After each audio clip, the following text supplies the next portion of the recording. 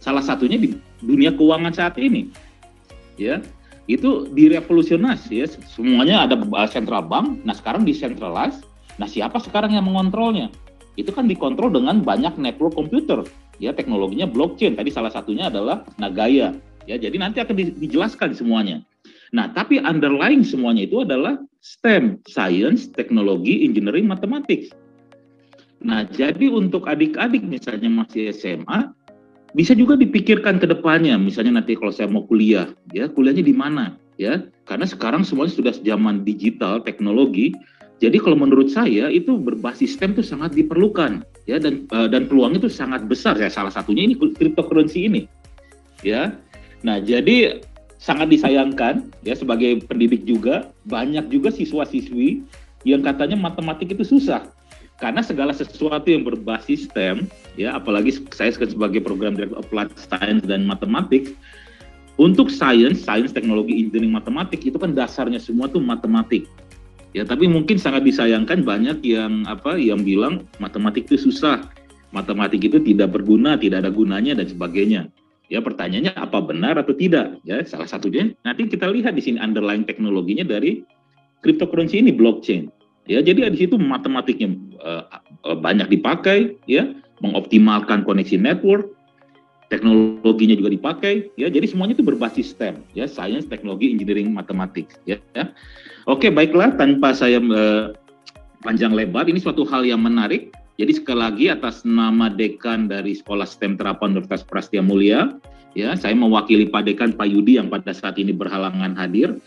Senang sekali bisa bertemu dengan Bapak Ibu adik-adik sekalian untuk kita belajar, ya, belajar mengenai STEM yang salah satunya khususnya adalah cryptocurrency ini, ya, teknologi yang dasarnya dari kriptografi tapi diaplikasikan ke dalam dunia keuangan sehingga disebut cryptocurrency, ya. Jadi demikian kiranya dari pembelajaran kita pagi ini juga kita mendapatkan pengetahuan yang baru, insight, ya, dan juga untuk adik-adik juga nanti bisa dilihat ke depannya, ya, kira-kira saya mau berprofesi sebagai apa nih, bidang STEM itu apakah sulit atau tidak, padahal semuanya itu menyenangkan sebenarnya, apalagi berbasis matematik, berbasis STEM, ya. Oke, baiklah. Selamat pagi, jadi senang sekali Bapak bisa bertemu di sini dengan Bapak Ibu sekalian, dengan juga adik-adik, ya. Demikianlah sambutan saya pagi hari ini. Kiranya juga dari apa yang webinar ini, tujuan kami itu adalah benar-benar kita mendapatkan manfaat, ya, pengetahuan ilmu kita juga bertambah, ya. Demikian dari saya kembalikan kepada Ibu Maria. Silakan, Bu. Baik, terima kasih Pak Madison untuk opening remarks-nya pada pagi hari ini, dan seperti Pak May katakan tadi bahwa semoga saja kita bisa mendapatkan insight yang banyak terkait topik kita hari ini, ya, yakni tentang cryptocurrency. Baik, selanjutnya Bapak Ibu partisipan semuanya, kita akan mendengarkan opening remarks yang akan disampaikan oleh Bapak Dr. Anton Wardaya selaku Ketua Umum Komunitas Pengusaha Indonesia. Pada Pak Anton, silakan. Selamat pagi Pak Anton. Pagi Bapak Ibu semua dan para hadirin semua, terima kasih buat waktunya pada pagi hari ini. Ya, saya dengan Dr. Anton Wardaya selaku dari Komunitas Pengusaha Indonesia. Terima kasih kolaborasi antara dari Prasetya Mulia, dari Nagaya dan Komunitas Pengusaha Indonesia. Jadi kita tahu bahwa cryptocurrency adalah alat pembayaran yang baru, ya, yang sedang berkembang sekarang ini, yang orang nanya, ini bagus nggak Pak, ya? Jadi kalau misalnya berbahaya nggak misalnya gitu, ya. Tapi kalau kita lihat sekarang ini banyak sekali perdagangan itu menggunakan kripto, ya. Jadi kalau di sesi ini kita akan mendengar langsung seperti apa cryptocurrency itu. Tadi yang Pak Madison Ginting juga mention tentang STEM, itu juga akan berpengaruh sekali, ya, di zaman sekarang. Kita tidak perlu lagi melakukan segala hal secara manual, tetapi secara komputerisasi. Jadi termasuk cryptocurrency ini adalah salah satu aplikasi dari STEM itu, ya. Jadi kita tidak perlu memantau setiap saat juga gitu, ya, tetapi ada komputer yang mengolah, ya, data-data kita sehingga kita bisa melakukan perdagangan secara digitalisasi, ya. Nah, ini makanya jika nanti Bapak Ibu dan para hadirin mungkin di sini banyak juga siswa-siswi yang saya dengar juga sudah join ya, dan bahkan sudah bermain cryptocurrency ya. Anak SMA sendiri saya dengar sudah banyak yang main cryptocurrency gitu ya. Tadi ada orang tua bilang, Pak, anak saya sudah main nih cryptocurrency gitu ya. Nah, ternyata ini bukan cuma orang dewasa doang, ternyata anak pelajar pun juga sudah pada bermain kripto. Nah, ini bisa didengar Bapak Ibu langsung dari narasumber kita yang akurat dan terpercaya. Ya, terima kasih dari Prasetya Mulia, dari Nagaya dan Komunitas Pengusaha Indonesia. Saya dengan Dr. Anton Wardaya mengucapkan selamat mendengarkan. Terima kasih Pak Anton untuk opening remarks-nya pada pagi hari ini. Dan Bapak Ibu partisipan adik-adik semua gitu ya. Kita akan langsung masuk nih ke inti acara hari ini, yakni talk show ya, talk show terkait cryptocurrency. Dan di sini saya mungkin akan menyapa terlebih dahulu dua narasumber kita ya. Yang pertama adalah Pak Permata Nur dan juga Pak Yohanes Chandra. Selamat pagi Pak Yohanes dan Pak Permata. Selamat pagi Bu Maria. Baik. Halo, selamat pagi Bu Maria. Oke, ya sudah siap nih Pak untuk memberikan hari ini materinya nih terkait cryptocurrency. Mungkin ada sebagian besar yang sudah kenal betul gitu ya, tapi ada sebagian besar juga yang mungkin masih kira-kira apa sih ini ya cryptocurrency itu gitu, dan mungkin teknologi apa sih yang ada di balik cryptocurrency ini. Jadi hari ini kita narasumbernya Bapak Ibu dan adik-adik semua, yakni ada Pak Permata, merupakan program chair dari Software Engineering, dan saya akan membacakan terlebih dahulu CV dari Pak Permata. Pak Permata ini menempuh pendidikan ya di Computer Science di South Korea. Wah, kalau sekarang nih Korea lagi ngehits ya Pak Permata ya, banyak K-pop-nya nih. Nah, ini Pak Permata nih pasti juga senang sama Korea ya, artis Korea juga nih kayaknya ya.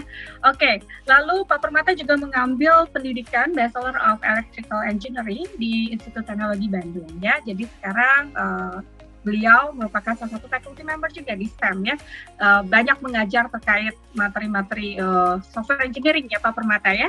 Oke, selanjutnya mungkin saya akan membacakan CV dari Pak Yohanes. Nah, kalau kita lihat di sini Pak Yohanes menempuh pendidikan juga di Jerman gitu ya, dan di Universitas Trisakti di Indonesia.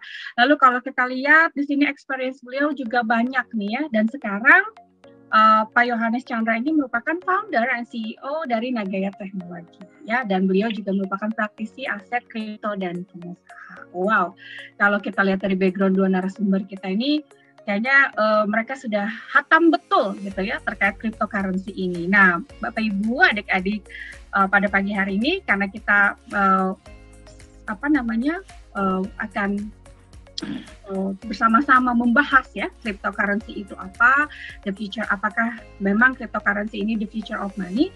Sebelumnya mungkin saya akan tanya-tanya dulu nih sama Pak Permata ataupun Pak Yohanes ya terkait cryptocurrency ini.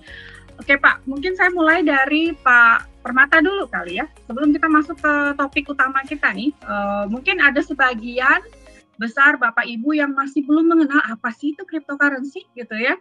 Apa sih beda dengan investasi yang lain gitu mungkin ya. Nah, mungkin saya mulai dari Pak Permata dulu, boleh nggak Pak diceritain mungkin secara singkat apa sih sebenarnya cryptocurrency itu? Tentang cryptocurrency ya Bu ya?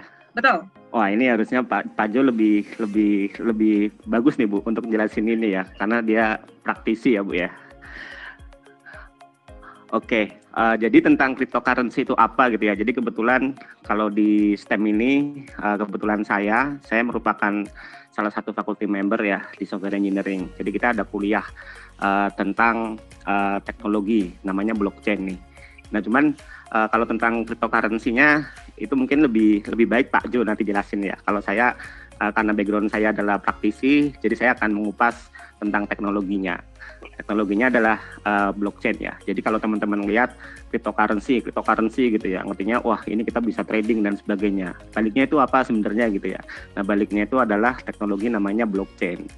Nah blockchain ini sebenarnya adalah sebuah teknologi dan ini bukan dikhususkan hanya untuk cryptocurrency, enggak gitu ya.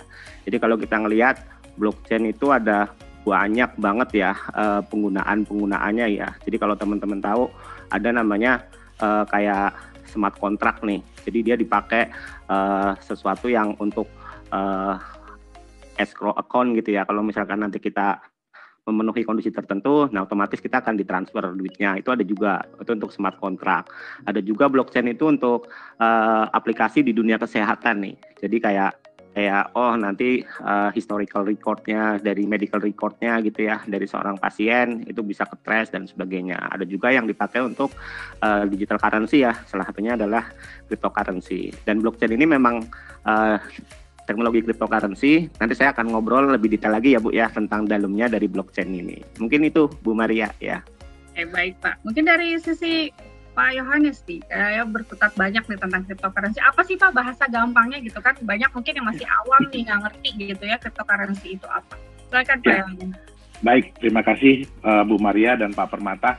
Ya, jadi memang betul seperti yang tadi Pak Permata bilang bahwa salah satu bidang yang bisa digunakan teknologi blockchain itu dan saat ini benar-benar banyak ya, itu adalah cryptocurrency. Nah, kalau saya sendiri mungkin kita belum bisa bilang bahwa itu cryptocurrency ya.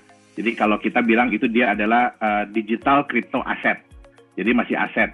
Nah, nantinya pada saat sudah bisa dipakai sebagai pembayaran, sudah diterima sebagai alat pembayaran, baru bisa dibilang sebagai cryptocurrency. Nah, kita harus membedakan dulu nih.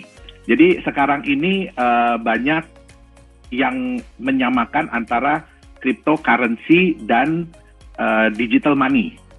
Nah, jadi cryptocurrency itu adalah digital money, tapi digital money itu belum bisa dibilang cryptocurrency. Jadi berbeda. Kenapa? Karena digital money itu biasanya dia terikat kepada satu mata uang. Ya, contoh kita dengar bahwa Bank Indonesia nanti akan menciptakan digital rupiah. Nah, jadi itu adalah uang fiat yang dibuat dalam bentuk digital. Memang mereka pun rencananya akan menggunakan teknologi blockchain, terus menggunakan enkripsi. Nah, tetapi kalau cryptocurrency yang dimaksud di sini atau digital aset kripto yang dimaksud di sini, ini biasanya dikembangkan oleh organisasi atau perusahaan atau kelompok atau perorangan. Nah, dengan tujuan apa? Dengan tujuan supaya digital aset yang mereka ciptakan ini nantinya bisa digunakan dalam komunitas, ya, dalam komunitas mereka, dan diharapkan ke depannya itu bisa semakin luas penggunaannya. Jadi semakin dipercaya, semakin diterima oleh banyak orang sebagai alat pembayaran.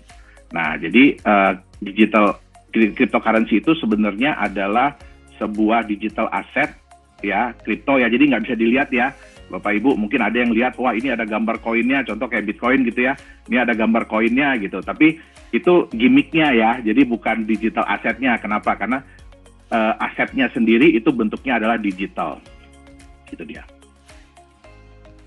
Baik, jadi perlu digarisbawahi Bapak Ibu bahwa memang cryptocurrency ini adalah sebuah aset digital ya Pak ya. Oke, baiklah, saya tertarik tadi dengan apa yang sudah dikemukakan oleh Pak Permata terkait teknologi di balik cryptocurrency, bahwa ada teknologi blockchain gitu ya.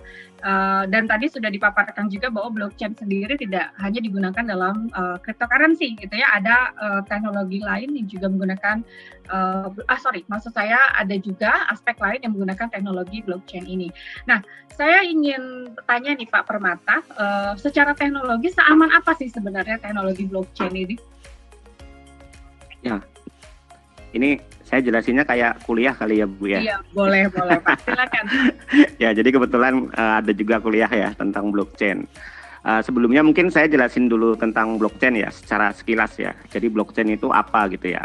Nah, kalau kita ngelihat teknologinya, tadi kan blockchain ini adalah teknologi yang terbaru gitu ya. Jadi kalau tahun 2007 kan ada tuh papernya dari Satoshi gitu ya tentang Bitcoin. Nah, dia baru mengeluarkan sebuah paper untuk peer-to-peer ini ya, peer-to-peer transaction seperti itu ya. Nanti mungkin kita bahas lebih detail gitu ya dengan menggunakan teknologi blockchain. Nah, blockchain ini sebenarnya juga teknologi yang dulu itu juga udah ada gitu ya. Cuman memang hype-nya itu mulai keluar satu dekade ini gitu ya. Dan ini memang menjadi sebuah solusi dari permasalahan-permasalahan yang ada ya. Mungkin nanti kita bahas lebih detail. Nah, salah satunya adalah deskripsi dari apa itu blockchain. Nah, blockchain itu merupakan sebuah distributed ledger ya. Jadi yang kalau kita ngomong blockchain, ada beberapa hal yang kita harus tahu. Yang pertama, dia adalah sebuah distributed ledger ya. Ledger itu kayak sebuah buku besar gitu ya. Kalau bingung anggap aja ada satu kertas. Nah, di kertas itu nanti bisa dicatat macam-macam gitu ya. Oh, saya mau catat transaksi data, ataupun saya mau catat medical history dan sebagainya, atau semuanya itu bisa dicatat lah ya. Jadi kayak sebuah dokumen. Itu yang pertama, deskripsi dari sebuah ledger ya. Nah, ledger ini karakteristiknya adalah dia terus berkembang nih. Artinya apa? Artinya nanti akan ada ledger yang baru lagi, berkembang lagi. Sehingga apa? Sehingga semuanya nanti bisa di-track. Nah, sifatnya dari ledger ini adalah yang pertama adalah immutable ya. Immutable artinya apa? Dia itu nggak bisa diutik-utik lagi. Nah, ini yang tadi mungkin nyambung dikit nih sama pertanyaannya sama Bu Maria ya. Jadi kalau kita udah melakukan sebuah nulis di dokumen itu gitu ya, nulis sebuah transaksi di dalam sebuah satu blok atau kita sebut tadi dokumen gitu ya, dalam sebuah ledger. Jadi sifatnya itu adalah immutable dan permanen. Jadi nggak bisa kita ubah-ubah lagi. Artinya apa? Nah, inilah yang membuat kenapa harapannya bahwa dengan adanya teknologi blockchain ini nanti akan bisa menggantikan peran dari seorang middleman gitu ya. Middleman itu artinya kalau misalkan kita transaksi, middleman-nya itu adalah pemerintah dan sebagainya. Tapi dengan adanya teknologi ini, nah ini akan membuat transparansi dari sebuah pihak yang mana selain tadi tercatat gitu ya dalam sebuah ledger, sifatnya immutable, tidak bisa diubah-ubah, dan itu secara kronologis dia itu juga akan berurutan gitu ya. Makanya membentuk sebuah semacam rantai. Itulah namanya blockchain. Jadi bloknya itu adalah sebuah dokumen yang banyak banget, dia terurut secara kronologis gitu ya, dan dia terhubung satu sama lain dengan sebuah enkripsi. Tadi Pak Madison sudah menjelaskan ada semacam kriptografi ya, kita nanti bahas lagi, dan itu semua banyak banget, tapi semua orang bisa ngelihat, semua orang tahu ya, sifatnya terdistribusi, tidak ada satu middleman yang sangat powerful di dalamnya, dan itulah yang membuat semua orang sekarang memandang bahwa ini adalah solusi gitu ya, solusi dari blockchain, membuat transparansi dan reliable semuanya. Mungkin itu Bu Maria sedikit dari saya ya. Berarti secara teknologi ini tergolong aman atau tidak nih Pak? Teknologinya kalau dari sisi reliability-nya pasti aman Bu. Kenapa? Karena ini adalah sebuah rantai. Jadi kasarnya gini, misalkan kita punya rantai ya, 1, 2, 3 terhubung. Kalau kita ambil satu di tengah, pasti nanti rantai sebelum sama setelahnya itu akan tahu.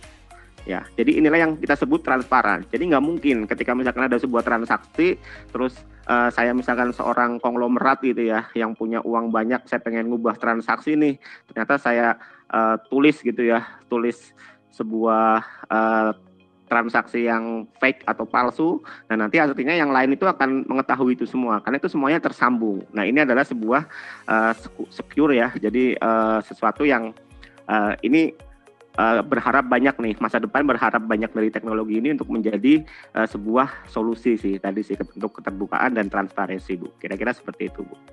Oke, menarik ya Pak ya, jadi saya kebayangnya ada suatu rantai tadi ya, jadi ini benar-benar secure banget ya, kalau misalkan tadi rantainya putus, 3 tengah ketahuan gitu ya. Oke, baiklah. Mungkin saya pengen lebih tahu nih Pak, di sini kita semua kan tadi sudah dijelaskan sama Pak Permata gitu ya terkait teknologi dari blockchain itu sendiri. Kira-kira gimana sih Pak Yohanes cara kerjanya gitu? Apakah mungkin Bapak bisa memberikan sedikit demo ke kita supaya kebayang nih kan, kadang-kadang kalau cuma dengerin doang, aduh gimana sih maksudnya gitu ya. Oke, silakan Pak Yohanes. Oke, ya baik, terima kasih Bu Maria. Jadi benar ya seperti yang Pak Permata bilang tadi bahwa memang kita nggak bisa ya bilang bahwa satu teknologi itu super aman. Nah, tetapi dengan teknologi blockchain ini ya kita berharap dan memang sudah dirancang supaya apa? Supaya dia immutable ya. Jadi nggak bisa seenaknya main dirubah oleh satu pihak. Kenapa? Karena nantinya akan ada pihak-pihak lain yang memverifikasi. Dan benar seperti yang tadi Pak Permata bilang, kalau misalkan ada satu yang rantai di tengah-tengah nih, blok yang di tengah-tengah ini dimanipulasi, nah itu blok ke belakang itu akan berubah semua. Itu dia. Dan itu akan warning. Jadi dari network itu akan ada warning bahwa wah ini ada yang coba-coba tempered nih. Nah, mungkin di sini saya akan kasih sedikit contoh ya. Jadi seperti apa sih teknologi blockchain dan yang terutama saat ini Nagaya gunakan. Ya, ini kurang lebih sama seperti Bitcoin, dan saya akan kasih lihat ada dua fitur yang paling banyak digunakan di dalam teknologi ini. Nah, sebentar. Saya sharing screen ya. Oke, sharing screen saya udah kelihatan? Udah, Pak. Udah ya. Nah, di sini Bapak Ibu bisa melihat ya, ada yang namanya Nagaya Wallet. Nah, jadi salah satu fitur di crypto asset, digital crypto asset itu adalah wallet. Wallet ini adalah dompet. Ya, nah karena bentuknya adalah digital, jadi asetnya sendiri digital, maka ada juga dompet digital. Nah, sekarang Bapak Ibu bisa bayangkan seperti ini.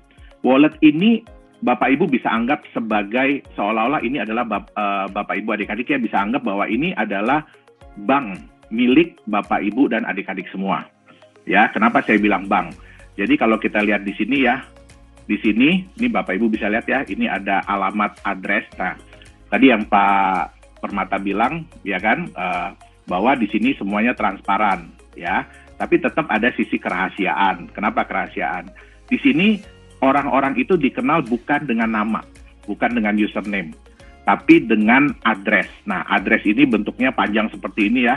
Jadi gabungan antara angka, huruf, besar, kecil, ya kan? Nah, yang mengetahui address ini, jadi yang mengetahui bahwa address ini milik siapa sih? Yaitu adalah orang pemilik address tersebut. Ya. Nah, salah satu kekurangan dari wallet seperti ini adalah ya, jadi kalau misalkan ya contoh saya kasih ke Pak Permata address yang nomor 1 ini nih, saya kasih nama nomor 1 ya, sorry, bentar, saya kasih nama nomor 1, oke, saya kasih ke Pak Permata address nomor 1 ini, artinya apa? Kalau Pak Permata ingin mengirimkan digital asetnya kepada saya, ya kan, nah itu Pak Permata harus kirim ke address ini supaya nyampe di saya. Nah, problemnya kalau saya juga kasih ke Bu Maria nomor yang sama, jadi address yang sama, nah pada saat ada yang mengirim, saya bingung, ini siapa sih yang ngirim sebenarnya? Ya, apakah Pak Permata atau Bu Maria? Ya, nah akhirnya apa? Di sini disediakanlah fitur yang kita bisa meng-create new address. Ya, jadi kalau kita bilang nomor 2, ya, nah muncul alamat yang baru. Nah, berapa banyak alamat ini bisa kita tampilkan? Wah, bisa jutaan, ya, bisa jutaan, bisa ratusan juta, bisa miliaran alamat. Ya, Bapak Ibu bisa lihat itu ada berapa karakter. Ya, jadi kalau kita hitung ya, ini kembali lagi kayak Pak Madison bilang ya, matematika. Jadi kemungkinan untuk meng-create alamat ini sangat-sangat banyak. Nah, di sini dengan saya punya seperti ini seperti saya punya seperti saya punya bank account number. Ya, nomor rekening bank. Jadi saya bisa ciptakan nomor rekening bank saya sendiri. Ya, nah, kalau kita menyimpan aset kita di sini, ya kita harus hati-hati. Kenapa? Karena semua tanggung jawab ada di kita. Ya, kalau wallet ini kita nggak backup, wallet ini kita nggak secure, jadi kita nggak amankan dengan password. Nah, kalau sampai keambil orang atau kita punya wallet komputer rusak ya, nah ini otomatis akan hilang. Ya, jadi udah nggak bisa diapa-apain lagi. Bahkan yang bikin pun saking amannya, yang bikin pun itu hampir tidak bisa merecover. Ya, jadi ya kita harus hati-hati ya. Nah, sebenarnya apa sih wallet ini? Tadi kan Pak Permata bilang ada distributed ledger ya. Nah, sebenarnya pihak-pihak yang mendownload wallet ini, yang menggunakan wallet ini, mereka lah yang menyimpan buku besar yang tadi Pak Permata bilang tuh. Ya, jadi kalau kita memiliki wallet ini, kita tuh menyimpan buku besar. Jadi semua transaksi yang pernah terjadi di blockchain tersebut, blok-blok yang pernah terbentuk, kita akan simpan di sini. Nah, jadi istilahnya kita menjadi bagian, atau yang sering disebut ya, kalau Bapak Ibu sering dengar namanya node. Nah, node itu adalah pihak-pihak yang menyimpan data. Jadi ledger itu disimpan. Nah, sekarang seperti apa sih ya peer-to-peer transfer? Jadi di sini tidak ada pihak ketiga. Nah, di sini saya akan contohkan ya, saya akan transfer ini dari komputer saya yang lain ya. saya akan transfer sejumlah aset ke dalam address ini, ya. Sebentar.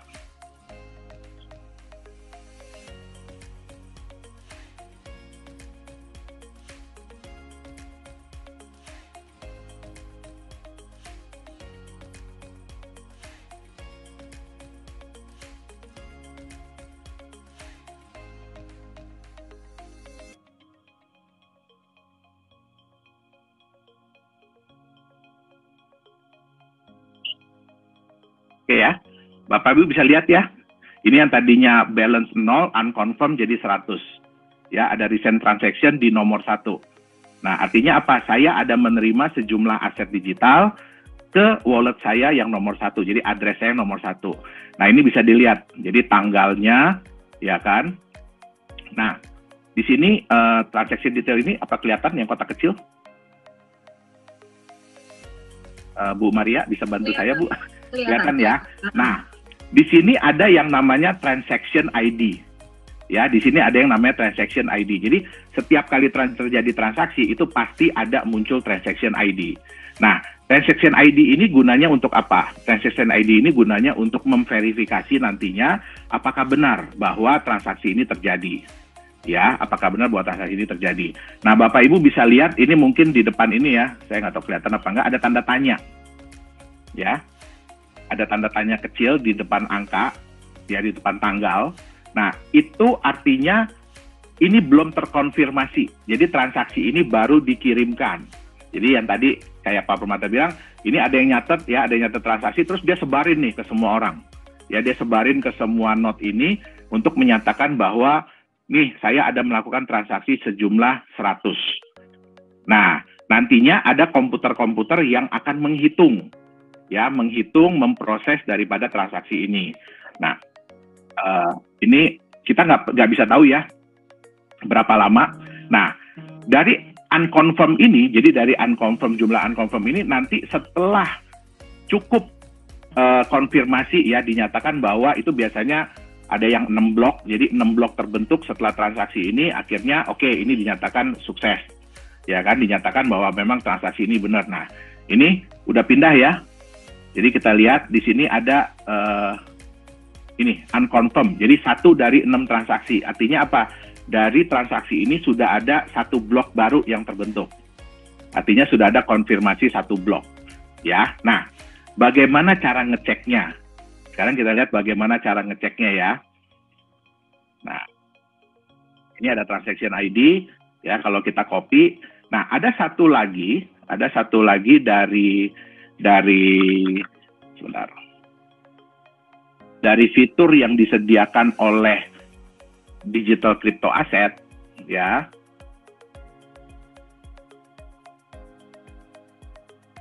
Saya rubah sharing screen. Oke. Nah, sekarang udah kelihatan ada Nagaya Explorer? Iya. Udah kelihatan ya. Nah, ini fungsinya buat apa? Ya, ini fungsinya buat apa? Disinilah fungsi keterbukaan informasi. Ya, fungsi transparansinya. Jadi kalau tadi kita ada transaction ID, ini kita bisa paste di sini. Ya, terus kita ketik search. Ya, nanti akan muncul. Ya, akan muncul dari input, jadi dari pengirim siapa kepada penerima siapa. Nah, ini sangat penting. Ini sangat penting. Kenapa? Kalau di perbankan, ya kalau di perbankan misalkan saya kirim dana ke Bu Maria, ya terus terjadi terjadi masalah, misalkan kok Bu Maria kok nggak terima nih dananya, ya kan? Nah, bagaimana cara Bu Maria atau saya meyakinkan bahwa oh saya udah kirim kok? Nah, otomatis kan kita harus berhubungan dengan bank, betul? Nah, kalau di digital asset, kripto, apalagi Bitcoin ya, kita mau kontak siapa? Ya kan, kita nggak tahu mau kontak siapa gitu. Nah, akhirnya disediakanlah fitur seperti ini. Jadi contoh, saya mengklaim sudah kirim sejumlah digital asset ke Bu Maria. Nah, tapi Bu Maria nggak terima nih. Nah, bagaimana cara ngeceknya? Kita gunakan Explorer ini. Nah, di Explorer ini nanti Bu Maria bisa lihat. Contoh yang kayak tadi ini. Ya kan, ini kan alamat yang tadi digunakan untuk menerima. Nah, nanti Bu Maria bilang, Pak, ini transaction ID yang Bapak kirim ke saya, ini nggak ada alamat saya loh di sini loh. Yang alamat saya kasih ke Bapak kan alamatnya ini. Tapi di sini nggak ada alamat saya. Artinya apa? Ya mungkin saya tidak transfer atau saya salah alamat. Nah, bisa jadi seperti itu. Ya, jadi di sini transparan. Kenapa? Semua pihak bisa mengecek transaksi yang terjadi. Ya, semua pihak bisa mengecek transaksi yang terjadi. Nah, tetapi rahasia. Apa rahasianya? Kita nggak tahu ini alamat punya siapa. Ini alamat punya siapa. Yang tahu hanya antara penerima dan pengirim. Ya. Nah, selain daripada wallet yang tadi, ya itu ada yang wallet lainnya, yaitu contohnya kalau kita menitipkan kita punya digital asset ke exchanger. Nah, itu artinya apa? Layaknya kita menitipkan uang kita kepada bank. Jadi pemilik walletnya sebenarnya adalah mereka, tapi kita menitipkan kita punya aset di walletnya mereka. Nah, jadi memang kalau wallet asli daripada sebuah aset kripto, ya itu adalah yang tadi saya kasih lihat ya, itu di Bitcoin pun ada namanya Bitcoin Core Wallet, ya Litecoin juga ada namanya Litecoin Core Wallet, dan di Nagaya ini kami sebut dengan Nagaya Qt Wallet. Nah, jadi mungkin saya bisa kasih lihat seperti itu ya. Jadi kurang lebih cara kerjanya seperti apa sih? Nah, peer-to-peer ini. Nah, peer-to-peer ini juga nggak ada yang bisa memblok, terus kemudian, wah ini kita nggak mau nih dia kirim dana ke sini. Nah, itu nggak bisa. Kenapa? Karena di sini tidak ada superioritas. Ya, jadi nggak ada yang superior, tetapi yang kita gunakan di sini adalah kita cuma ingin memastikan bahwa benar nggak si A ini memiliki sejumlah aset digital yang cukup untuk dikirimkan kepada seseorang. Nah, itu dia. Nah, di sini juga, tadi saya mungkin bisa kasih tambahan sedikit ya, yang tadi Pak Permata bilang bahwa di setiap blok, ya ini kita contoh ya, kita lihat blok 100 misalkan ya. Nah, di setiap blok itu ya ada hash-nya. Nah, nanti kalau kita mundur ke belakang, ya ada hash-nya. Mundur ke belakang, ada hash-nya. Nah, ini adalah yang tadi blockchain. Jadi, ikatan antara blok yang sebelumnya terjadi dengan blok sesudahnya. Terus seperti itu. Nah, jadi kalau misalkan ini data yang di tengah-tengah ini ditemper, ya jadi istilahnya ada yang merubah data, ini akan berubah. Ini akan berubah. Nah, begitu transaksi itu di broadcast, jadi dikirimkan ke node-node lain akan melihat, kok ini nggak sama ya dengan catatan yang kita miliki. Nah, kalau mayoritas dari node itu bilang bahwa wah, sorry nih, ini ada dugaan ini temper ya. Biasanya IP address tersebut akan diblok. Jadi otomatis akan diblok sehingga apa ya? Ini dianggap wah ini ada pengacau nih, ada penyusup, ya kan? Nah, jadi itu akan diblok dan mereka akan lanjut dengan blok-blok yang selanjutnya. Begitu mungkin yang bisa saya kasih lihat. Baik, terima kasih Pak Yohanes tadi ya. Mungkin kalau pemula ngelihatnya masih bingung banget gitu ya, waduh ini apa gitu. Tapi kalau udah yang sering bersentuhan dengan kripto mungkin udah kebayang ya Pak ya. Apalagi anak zaman now sekarang tuh udah benar-benar maksudnya udah sangat mungkin familiar gitu ya dengan cryptocurrency. Apalagi kalau kita dengar Bitcoin lah gitu ya. Nah, terkait dengan Bitcoin nih, saya ada unsur pertanyaan. Salah satu cryptocurrency itu yang kita kenal adalah yang booming gitu ya, Bitcoin tuh yang kemarin harganya tuh fantastis banget gitu ya, tiba-tiba wah semua pada wow banget gitu ya. Nah, sebenarnya apa sih Pak kira-kira ini menurut perspektif dari Pak Yohanes ya, mungkin nanti Pak Permata juga bisa menambahkan ya. Kemunculan Bitcoin ini sebenarnya latar belakangnya apa sih? Setahu saya pasti ada tujuan gitu ya, latar belakang dan tujuan dari Satoshi ini untuk menciptakan Bitcoin. Kira-kira buat apa ya Pak? Karena kan kadang-kadang banyak nih pertanyaan, buat apa sih Bitcoin gitu kan? Maksudnya mungkin maksudnya orang-orang mungkin mikirnya itu kan uang digital gitu, tadi kan ya nggak bentuk fisik kayak biasanya kita keluarin uang di dompet gitu ya. Terus tujuannya buat apa sih kira-kira? Nah, gimana tuh Pak Yohanes? Ya, jadi mungkin ya ini kalau pendapat saya pribadi, mungkin Mr. Satoshi Nakamoto ini ya yang belum pernah kita lihat ya seperti apa orangnya, ya mungkin mereka ini ingin membuat suatu perubahan ya. Jadi perubahan bagaimana sih caranya ya kita bisa membuat suatu aset digital yang kira-kira bisa digunakan oleh masyarakat. Jadi dibuat dari masyarakat, digunakan oleh masyarakat, dan dijalankan oleh masyarakat. Jadi sebenarnya balik ke zaman dulu ya, sebenarnya dengan sistem barter. Nah, mereka ingin merubah, sebenarnya ingin menunjukkan atau mencoba ya, bisa nggak sih sebenarnya nih kalau kita bikin ya sebuah aset digital yang kira-kira nanti diterima dari, oleh, dan untuk masyarakat gitu loh. Karena apa? Karena mungkin mereka mungkin ingin membuat suatu sistem baru yang berbeda dengan sistem finansial atau sistem ekonomi yang sudah ada sekarang. Ya, jadi itu juga mungkin sebabnya Mr. Satoshi ini dia nggak berani muncul ke permukaan. Ya, karena dia nggak tahu ya nanti bagaimana respon market, bagaimana respon pemerintah. Nah, jadi akhirnya ya dia coba. Nah, dia coba ini ya dia bikin open source ya supaya apa? Supaya banyak orang yang kedepannya bisa mengembangkan nih dari Bitcoin ini. Nah, mungkin seperti itu ya tujuan dari Satoshi Nakamoto ini. Mungkin Pak Permata ingin menambahkan, Pak? Kayaknya Pak Permata di Bitcoinnya banyak nih ya. Dulu saya sering ini ya, sempat main waktu masih di Korea tuh. Cuma jantung saya nggak kuat nih kalau naik turun. Jadi sekarang udah nggak main lagi nih. Ya jadi dari Pak Jo tadi udah lengkap banget ya Bu ya. Kalau kita ngelihat sejarahnya itu kan ada namanya Satoshi Nakamoto ya. Jadi Satoshi Nakamoto itu siapa gitu ya. Ada orang ngira itu orang Jepang. Cuman sebenarnya sampai sekarang kita nggak tahu tuh siapa itu Satoshi Nakamoto. Dia nggak pernah keluar. Ada yang bilang itu satu orang individu. Ada juga yang bilang dia adalah sebuah organisasi gitu ya. Ada juga orang yang bilang bahwa dia itu adalah Elon Musk tuh. Kenapa? Karena Elon Musk itu kan kalau ngeluarin duit itu nggak mikir gitu ya.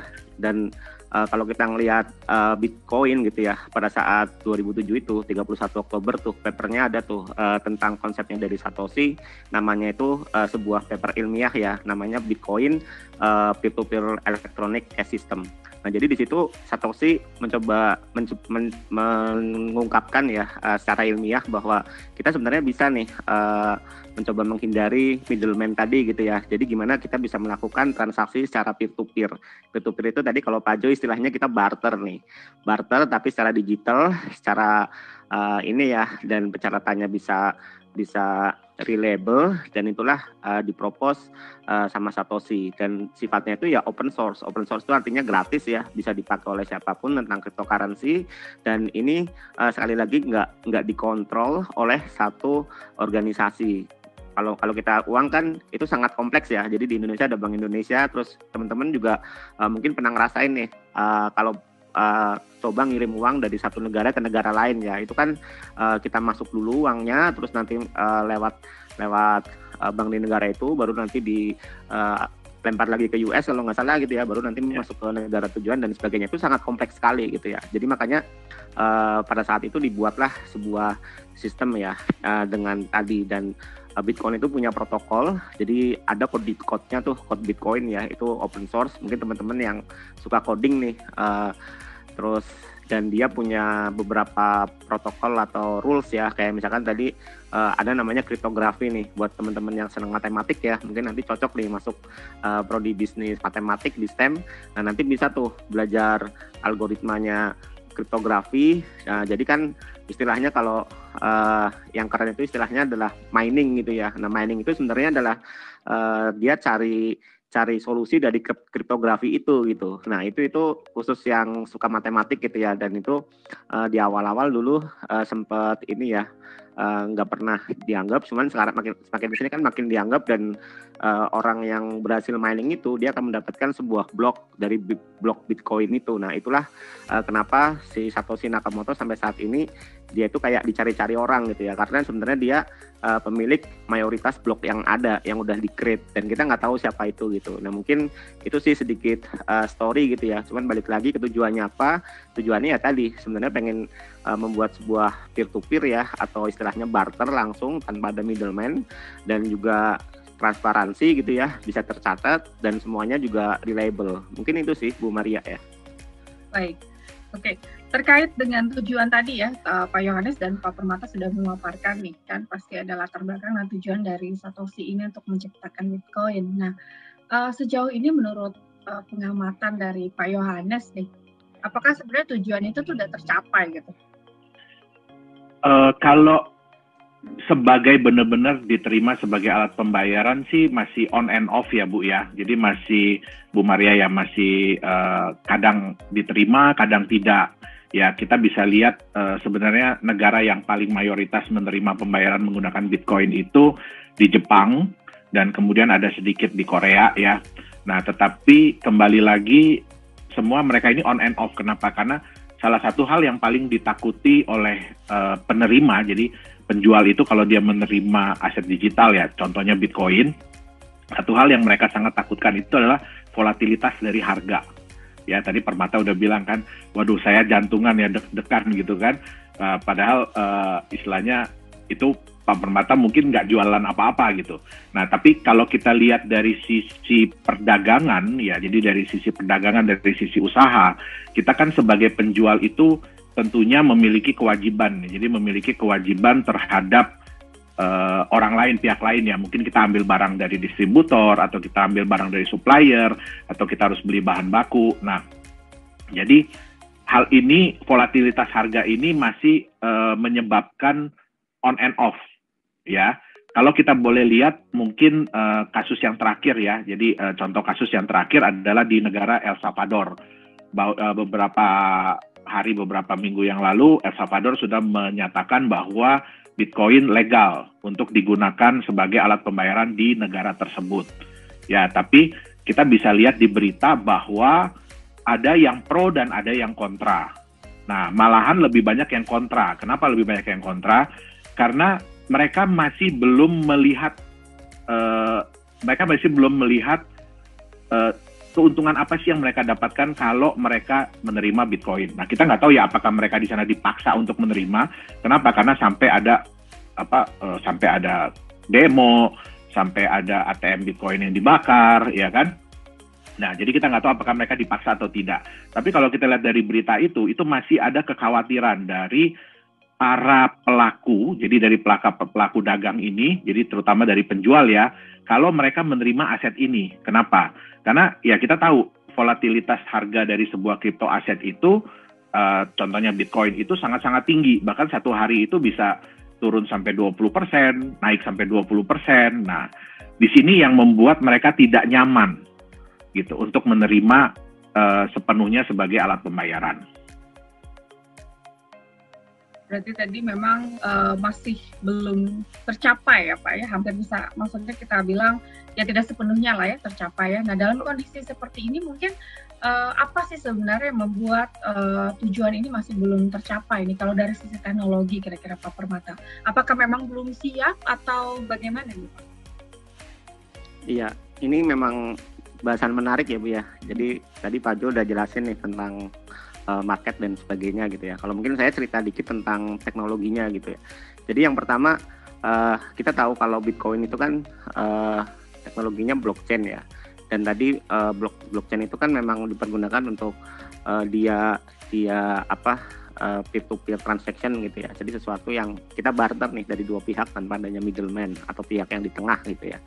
Nah kalau kita ngelihat dari sisi teknologi sebenarnya sekarang udah mulai diterapkan ya. Jadi istilahnya blockchain ini mulai diterapkan di berbagai bidang tadi ya. Apalagi kalau yang kita ngomong cryptocurrency, negara itu mulai menganggap bahwa ini adalah sebuah alternatif di masa depan. Tapi memang mereka sangat berhati-hati gitu ya. Kenapa sangat hati-hati gitu ya? Karena memang ini tuh rawan sih. Jadi karena yang pertama dari image-nya nih. Image-nya itu kan kalau kita ngomong ada Bitcoin, cryptocurrency itu ada hackernya, ada fraudernya dan sebagainya gitu ya. Jadi memang image itu penting yang pertama. Kenapa? Menentukan stabilitas dari mata uang itu gitu ya dan sebagainya gitu ya.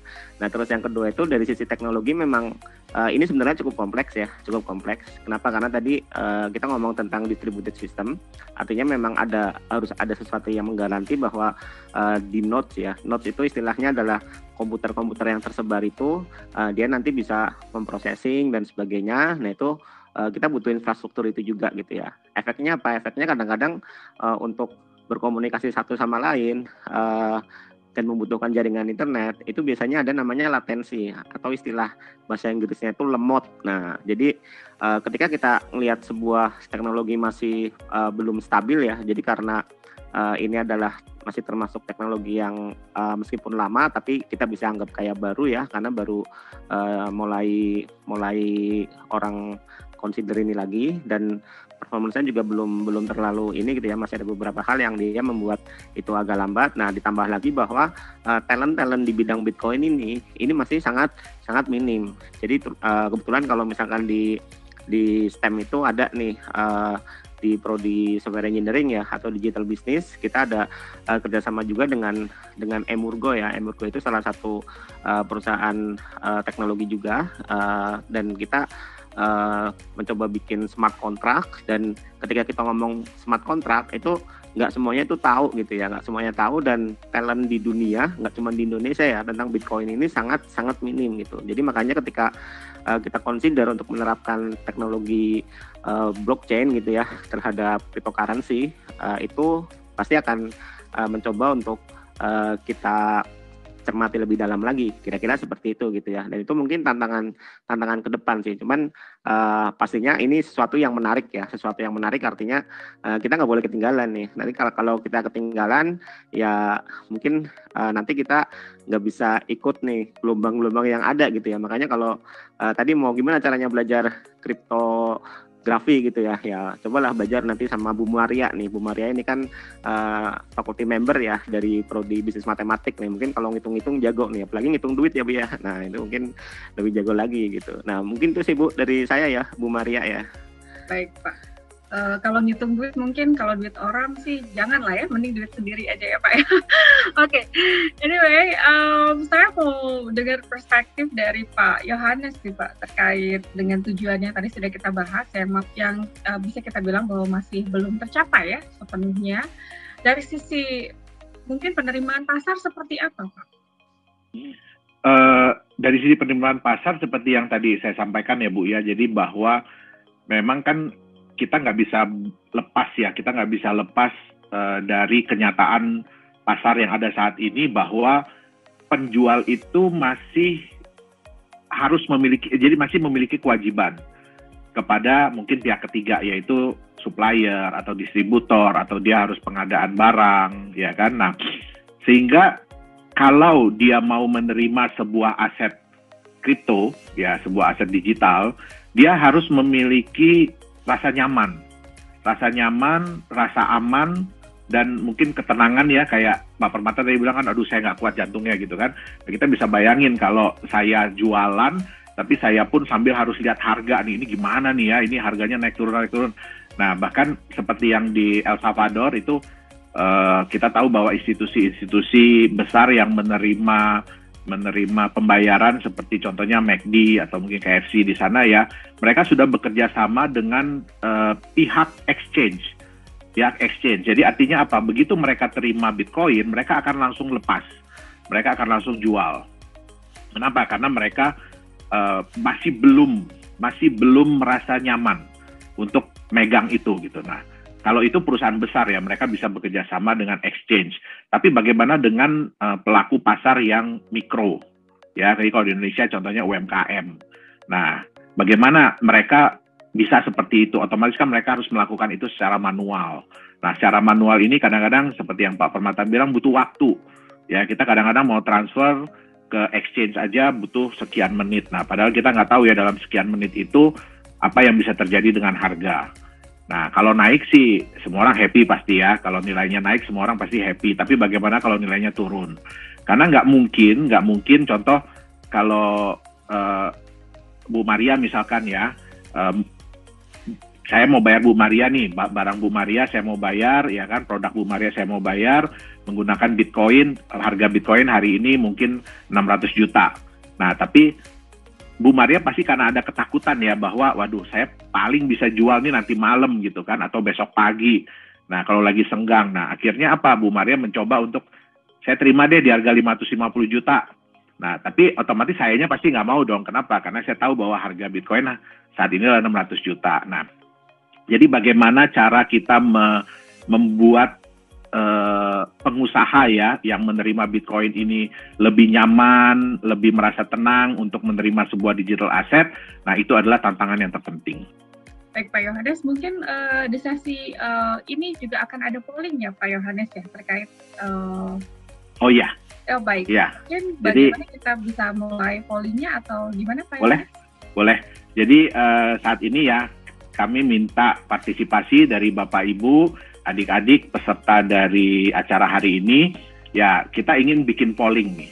Jadi Bapak Ibu bayangkan ya, Bapak Ibu seandainya Bapak Ibu adik-adik di sini adalah seorang pengusaha, ya, seorang penjual produk atau penjual jasa yang ingin menerima sebuah digital asset, ya, ingin menerima sebuah digital asset. Nah, tapi yang harus diingat adalah Bapak Ibu ini kan pasti kalau kita pengusaha, kita pasti memiliki tanggung jawab kepada pihak ketiga, ya, baik itu supplier, distributor atau yang lainnya. Nah, belum tentu mereka mau menerima pembayaran menggunakan digital asset juga. Nah, di sini saya mungkin akan share screen lagi.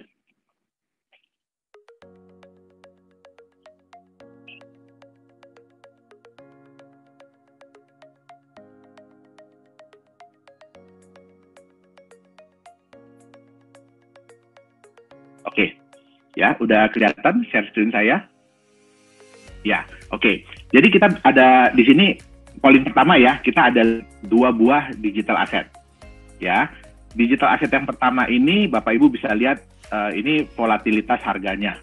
Ya, ini kalau kita lihat ambil dari garis tengah ke atas ya dan garis tengah ke bawah, ini bisa 9% ke atas dan 9% ke bawah. Ya, jadi diferensiasi harganya atau volatilitas harganya bisa sampai 18%, dari titik terendah sampai titik tertinggi sampai titik terendah ini bisa 18%. Dan ini saya ambil dalam waktu 1 bulan.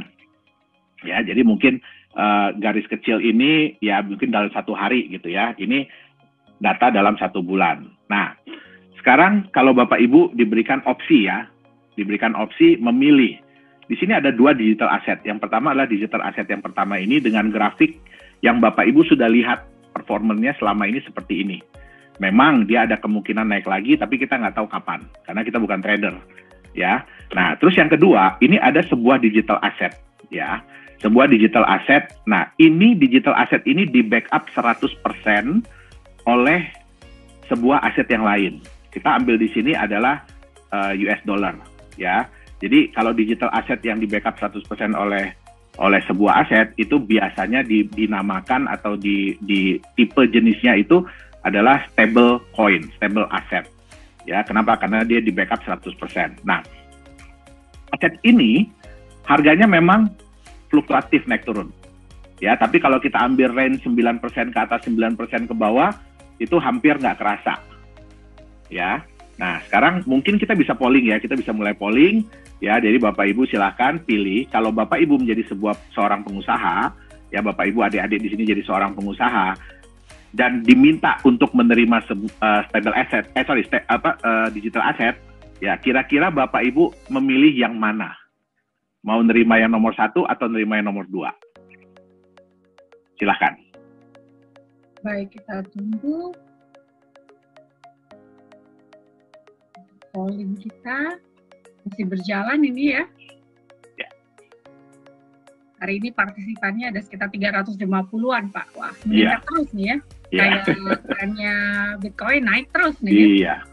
Habis ini langsung naik kayaknya ya Pak ya. Langsung naik.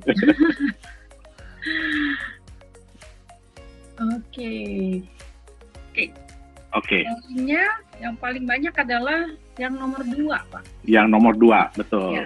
Ya, yang nomor 2. Nah, dari sini kita bisa mungkin sedikit memberikan penilaian ya. Kenapa aset nomor 2 ini mayoritas? Ya, seperti yang saya bilang tadi bahwa kita masih belum tahu nih, ya kan? Yang aset nomor 1 ini kira-kira arahnya kemana? Nah, kira-kira arahnya kemana? Sehingga ya kita mungkin lebih nyaman untuk memegang aset yang stabil harganya, ya, memegang aset yang lebih stabil harganya. Nah, kalau yang nomor 1, kalau saya rasa ini kayaknya trader nih yang ini nih, yang milih nih ya, kebanyakan trader nih. Kenapa?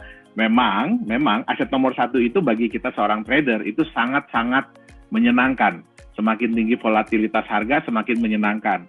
Tapi kebetulan ya Pak Permata, saya ini sama dengan Pak Permata Pak. Saya paling nggak kuat yang namanya naik turun. Ya, naik turun yang parah itu nggak kuat. Jadi kalau disuruh naik roller coaster pun saya pasti nggak berani Pak. Nah, jadi itu dia. Nah, sekarang mungkin kita bisa polling yang kedua ya. Nah, kemudian ada pilihan digital asset, ya, seperti ini grafiknya. Ya, dia memang kalau dibilang ini ada gerinjilan kecil-kecil ya, ada gerinjilan kecil-kecil, ya, dia memang ada fluktuasi harga itu udah pasti, tapi tidak sebanyak dari aset nomor 1. Ya, tidak sebanyak aset nomor 1. Dia relatif lebih stabil. Tapi kalau kita lihat dengan garis panjang, jadi dengan waktu yang lama, dia relatif naik harganya. Ya, nah sekarang mungkin bisa dibuka polling yang kedua. Kalau Bapak Ibu memilih aset nomor 1, 2, atau 3 pada saat orang mau bayar Bapak Ibu menggunakan digital asset. Bapak Ibu adik-adik di sini, silakan. Berjalan terus, tapi kelihatannya mayoritas memilih nomor 3 nih Pak Yohanes, 79% ya. Ya. Mungkin bisa kita stop karena saya lihat udah nggak nambah angkanya. Ya. Iya. Nah, jadi dari sini kita bisa lihat ya. Jadi kita bisa lihat apa sih sebenarnya yang memberikan efek nyaman ya bagi pengguna. Ya, bagi pengguna, bagi penerima adalah bagaimana sebuah digital asset itu bisa relatif lebih stabil harganya dengan kecenderungan meningkat. Nah, dan kita bisa lihat ya nomor 2 dan nomor 1 itu mepet-mepet. Kenapa? Karena nomor 2 aset yang di backup 100% oleh aset lainnya, ya contoh US dollar atau 100% di backup oleh emas, relatif harganya akan mengikuti harga dari aset yang membackup tersebut. Ya, nah jadi kalau yang nomor 1 ya mungkin mereka berpikir bahwa oh ya udah deh saya tahan dulu sebentar, nanti mudah-mudahan harganya naik. Jadi kira-kira ada benefit tambahan yang bisa didapatkan dari kenaikan harga. Nah, tapi yang nomor 3 ini kenapa dia paling banyak dipilih? Karena dia bisa memberikan rasa nyaman, rasa aman, bahwa walaupun harganya naik turun, tapi relatif nggak terlalu banyak naik turunnya, tapi kecenderungannya akan meningkat. Nah, seperti itu mungkin. Baik, oke. Tadi sudah polling ya, jadi untuk 3 kategori aset ini memang mungkin paling aman kali ya, secure ya, kalau orang mungkin ya Pak ya akan lebih banyak memilih aset 3, dan kalaupun saya tadi ikut polling kayaknya akan pilih aset yang ketiga gitu ya, biar main aman Pak ya. Yeah. Apalagi namanya bisnis gitu ya, kita punya usaha pasti kita pengennya meminimumkan resiko gitu kan ya. Baiklah, oke, mungkin sesaat lagi kita akan masuk sesi Q&A ya. Nanti saya akan ada pertanyaan dulu gitu ya di sesi Q&A, dan saya harapkan partisipasi dari Bapak Ibu, adik-adik mahasiswa ataupun adik-adik yang sudah join di seminar online hari ini untuk bisa bertanya. Nanti kita akan membuka pertanyaan baik secara live, saya akan pilih ya. Caranya mudah, partisipan dapat menggunakan fitur raise hand, dan nanti ketika saya memilih salah satu boleh mengaktifkan kamera dan mikrofonnya ya. Sembari itu juga bagi partisipan yang ingin bertanya, mungkin malu gitu ya secara live, boleh juga diketikkan di kolom chat. Jadi nanti kita akan bacakan pertanyaannya, dan mungkin untuk memudahkan kita juga mengetahui Bapak, Ibu, adik-adik dari mana gitu ya, boleh format namanya diubah gitu ya. Jadi contohnya misalkan kalau dari Prasetya Mulia, atau boleh juga pakai stem _Maria Jevanya, misalkan seperti itu ya. Jadi kita akan tahu nanti dari mana ya. Asalnya, institusi ataupun sekolahnya. Baik, oke, kita lihat dulu mungkin apakah ada yang ingin bertanya, boleh menggunakan fitur raise hand, silahkan. Kita buka dulu untuk pertanyaan live mungkin ya Pak Yohanes dan Pak Permata, biar lebih greget gitu ya. Pasti ini pertanyaannya banyak banget nih mungkin ya. Oke, kita mulai dari Bapak atau Ibu ini ya, dari Donayani. Silahkan, mungkin bisa diaktifkan mikrofon ataupun kameranya. Mungkin ada pertanyaan kepada salah satu narasumber. Oke, silahkan. Assalamualaikum Mbak. Oh iya, silahkan Ibu. Iya, saya dari SMA Pelita Depok, Mbak. Saya namanya Donayani, biasa dipanggil dengan Bu Dona. Saya tertarik nih dengan materi seminar hari ini ya. Sangat hal-hal yang masih hal yang baru gitu buat saya sebagai orang awam. Cuman dari tadi saya mengikuti ada satu pertanyaan di pemikiran saya, apakah Bitcoin apakah Bitcoin ini tuh di Indonesia itu legal, Mbak? Itu aja dari saya. Terima kasih. Assalamualaikum warahmatullahi wabarakatuh. Baik, terima kasih Ibu Donayani untuk pertanyaannya. Mungkin bisa dijawab Pak Permata atau Pak Yohanes. Boleh dari Pak Permata dulu, silakan Pak. Kayaknya lebih cocok Pak Jo, Bu. Oh, Pak Jo dulu. Sebagai Boleh, praktisi silakan. ya. Pak Permata Iya. boleh menambahkan. Iya, siap. Silakan. Oke, baik. Baik, jadi untuk Bitcoin ya itu sudah legal Ibu Donayani, dan itu sudah diperdagangkan di beberapa bursa ya, beberapa bursa perdagangan yang sudah legal sih. Jadi secara hukum di Indonesia sudah legal. Baik, mungkin dari Pak Permata ada penambahan? Jadi saya nggak ada ya Bu ya, kan? Oke. Karena ya. Baik, selanjutnya mungkin kita undang kembali untuk pertanyaan live. Boleh juga bertanya menggunakan fitur Q&A. Mungkin saya pilih dari Bapak ya, ini Bapak Ari Palguna dari Bapak Ari Palguna dari MAITB. Silakan Pak, boleh diaktifkan mikrofon dan mungkin kameranya juga. Silakan. Halo, selamat siang. Siang, Pak. Iya, Selamat siang.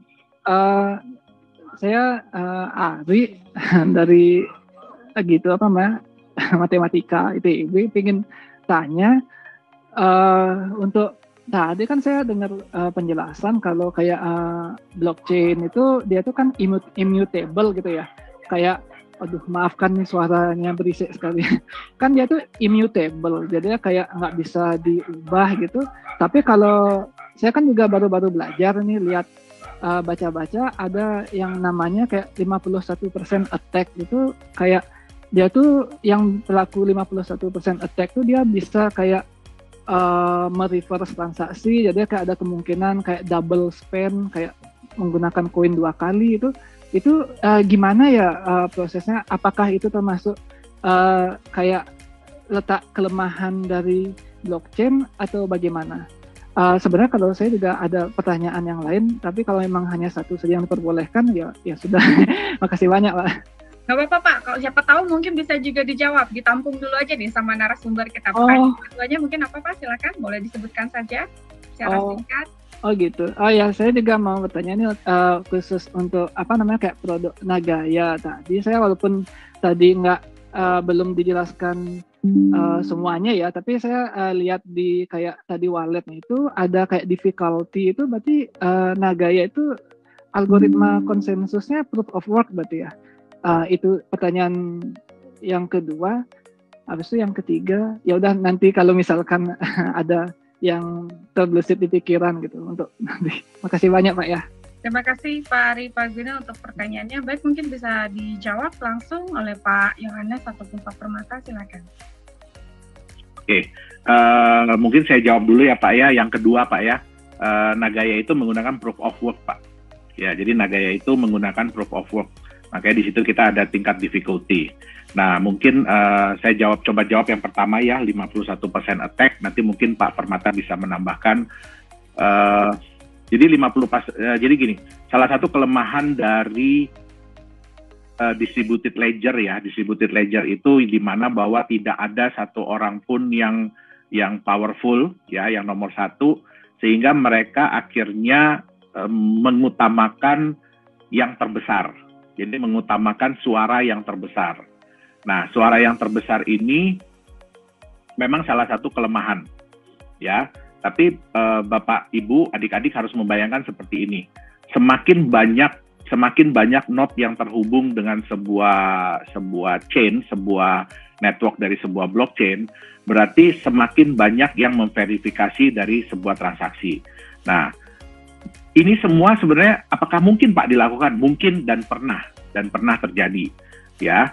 Tetapi ya pastinya developer crypto aset ini mereka belajar dari pengalaman-pengalaman yang sudah pernah terjadi, sehingga bagaimana caranya kita bisa meminimalisir resiko dari 51% attack ini.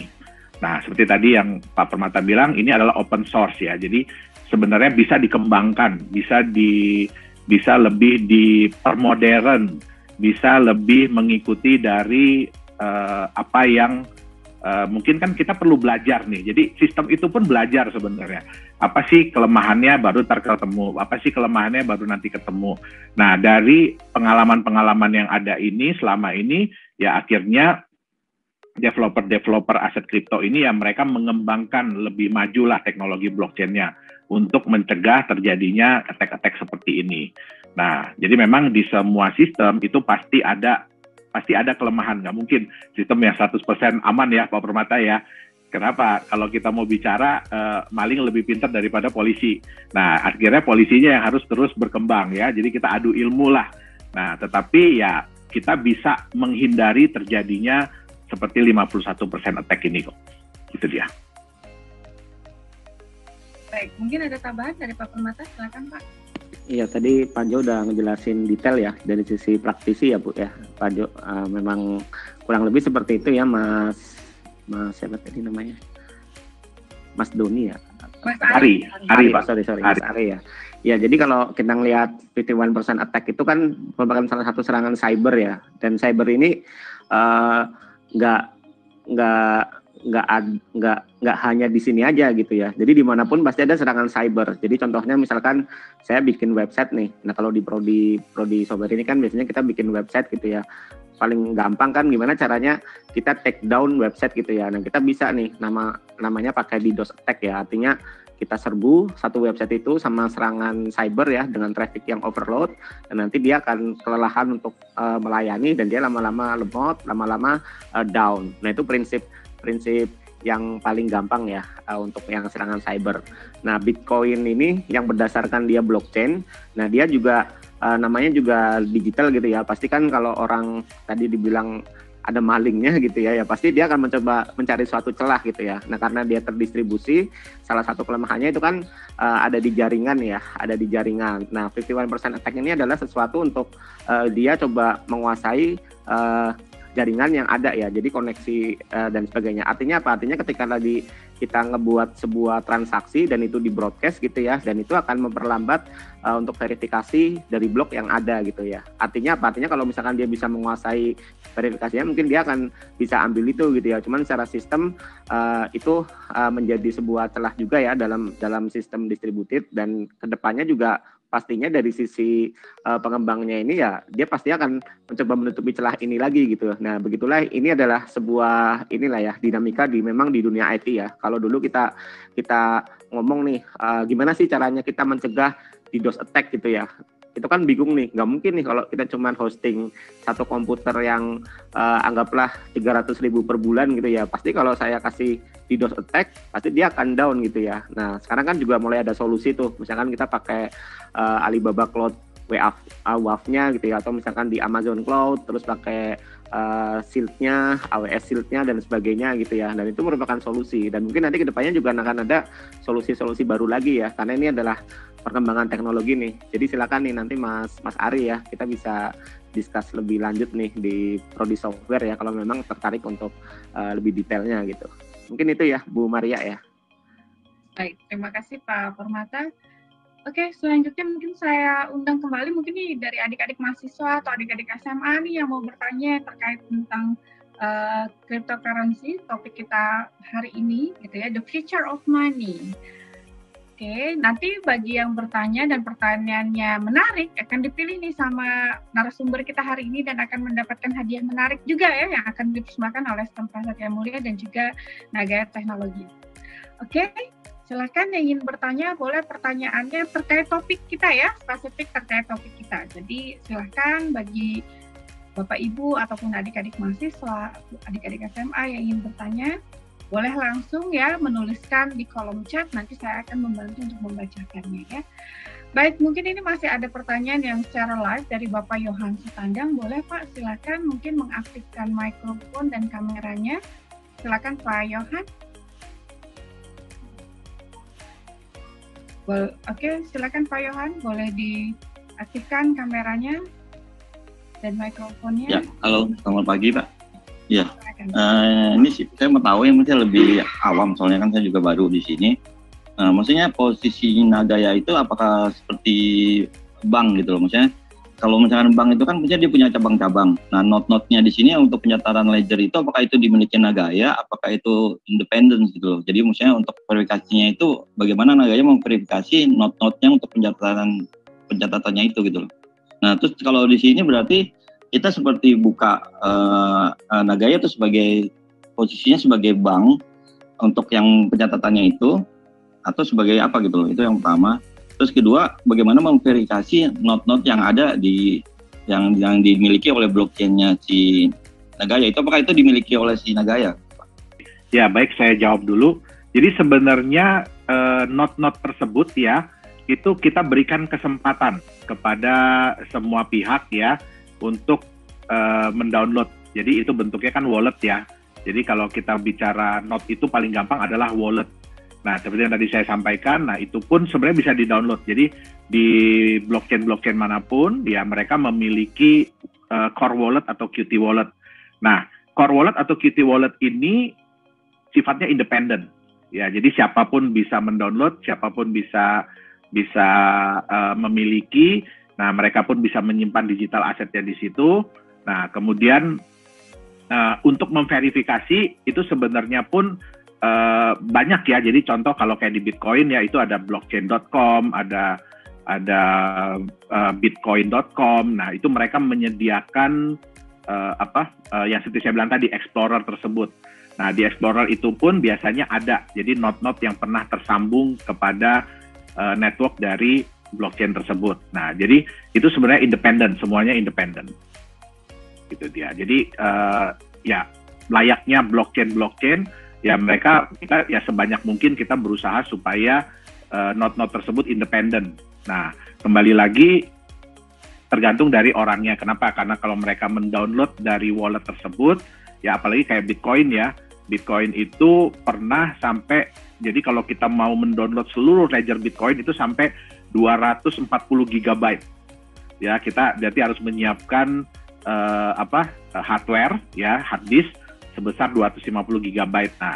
Nah, itu fungsinya kenapa dibikin open source? Karena dari open source ini nanti ya para orang-orang atau organisasi atau kelompok yang mendedikasikan diri untuk mengembangkan dari Bitcoin ini, mereka akhirnya membuat suatu sistem di mana yang perlu di-download itu adalah ledger 2 GB terakhir. Jadi nggak perlu terlalu besar-besar. Nah, itu kembali lagi makanya di semua sistem ya, sistem itu belajar dari apa sih masalah-masalah yang pernah timbul saat ini dan itu akan diperbaiki, gitu dia.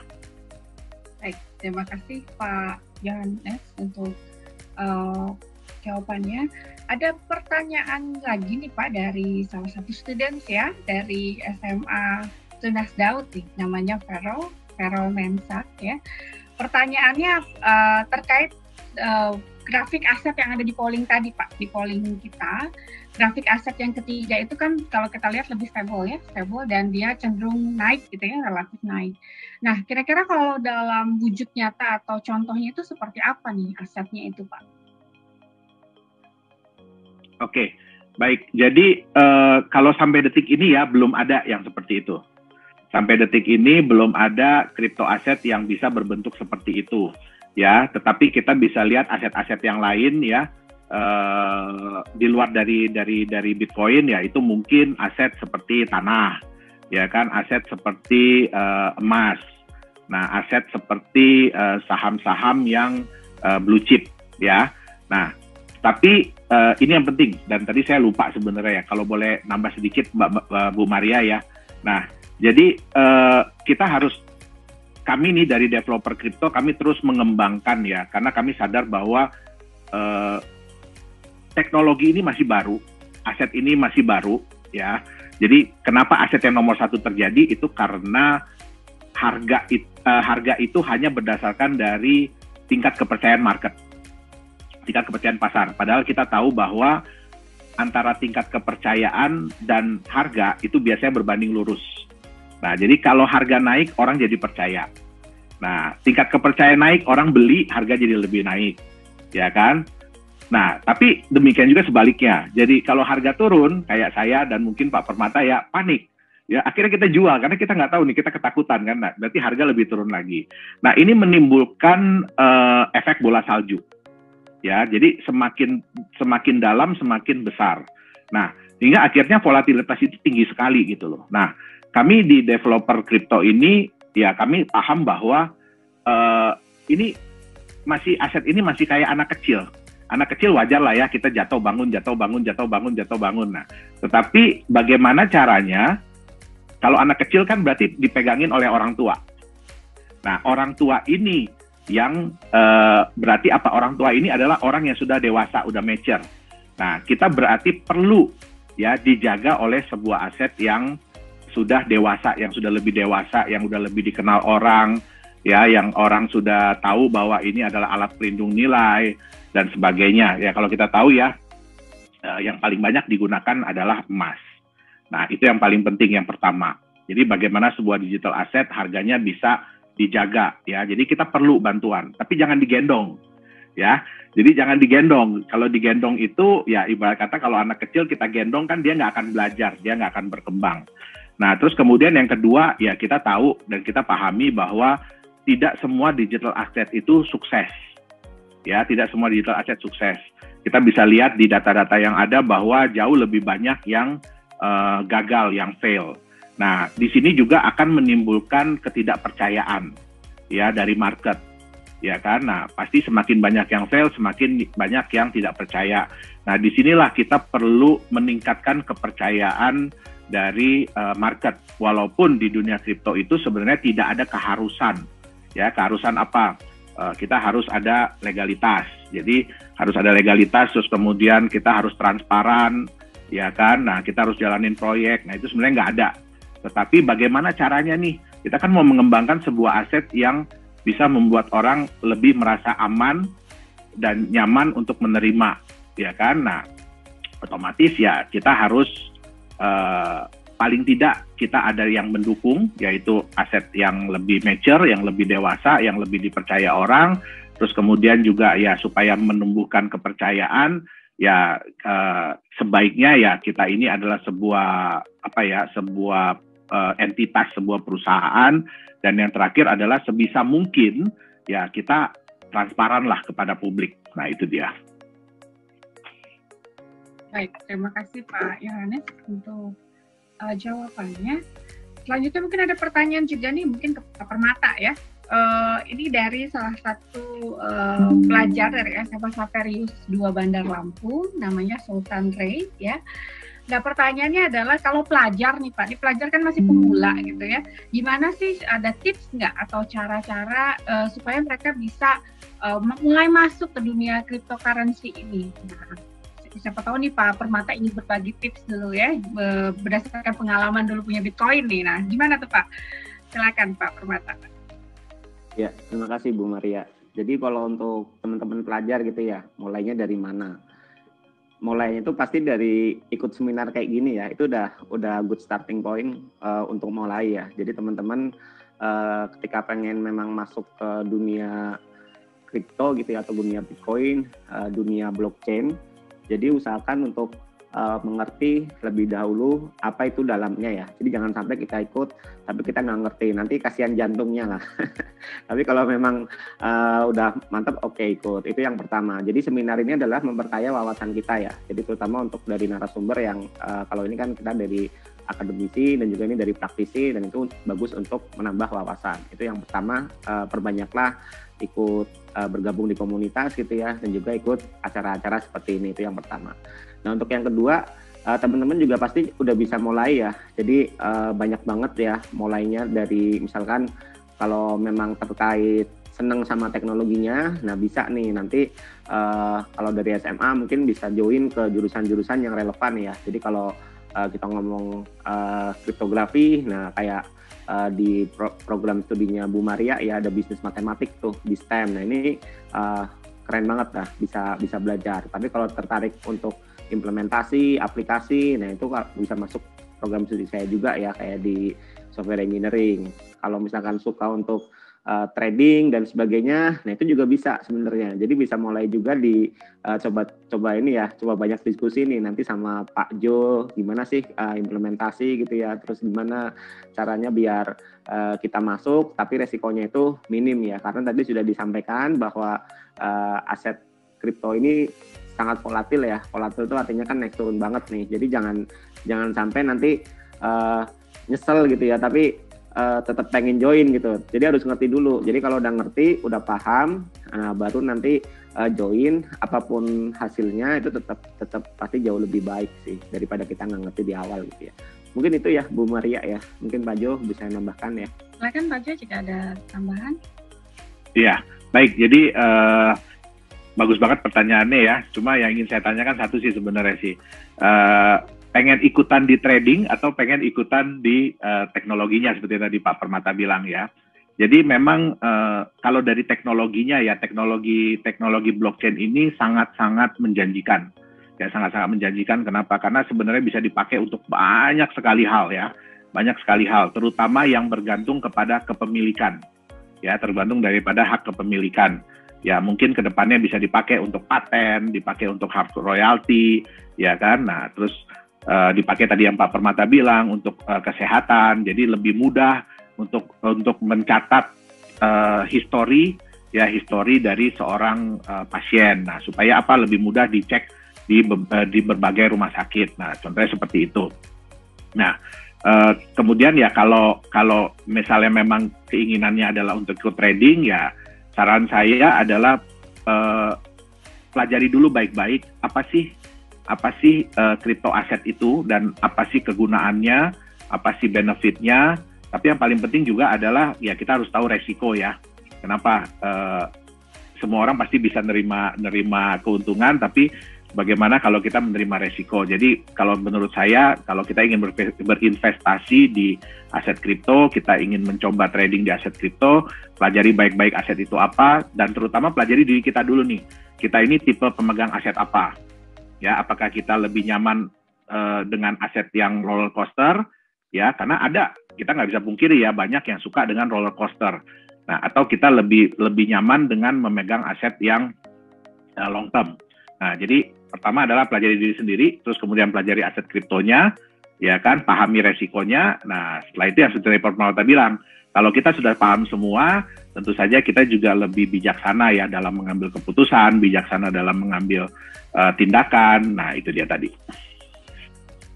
Baik, terima kasih Pak Permata dan juga Pak Yohanes. Oke, banyak sekali nih pertanyaan yang saya dapat dari direct message ya. Nanti kita akan bacain satu-satu karena kita masih punya waktu yang cukup panjang. Mungkin saya undang dulu nih yang live ya. Silakan Bapak boleh di unmute mikrofonnya ya. Silakan Pak. Masih mute Pak. Oke. Baik, terima kasih Bu Maria atas kesempatannya untuk bertanya ya. Mungkin ini lebih kepada Pak Purnama karena sifatnya lebih umum ya atau lebih terbuka.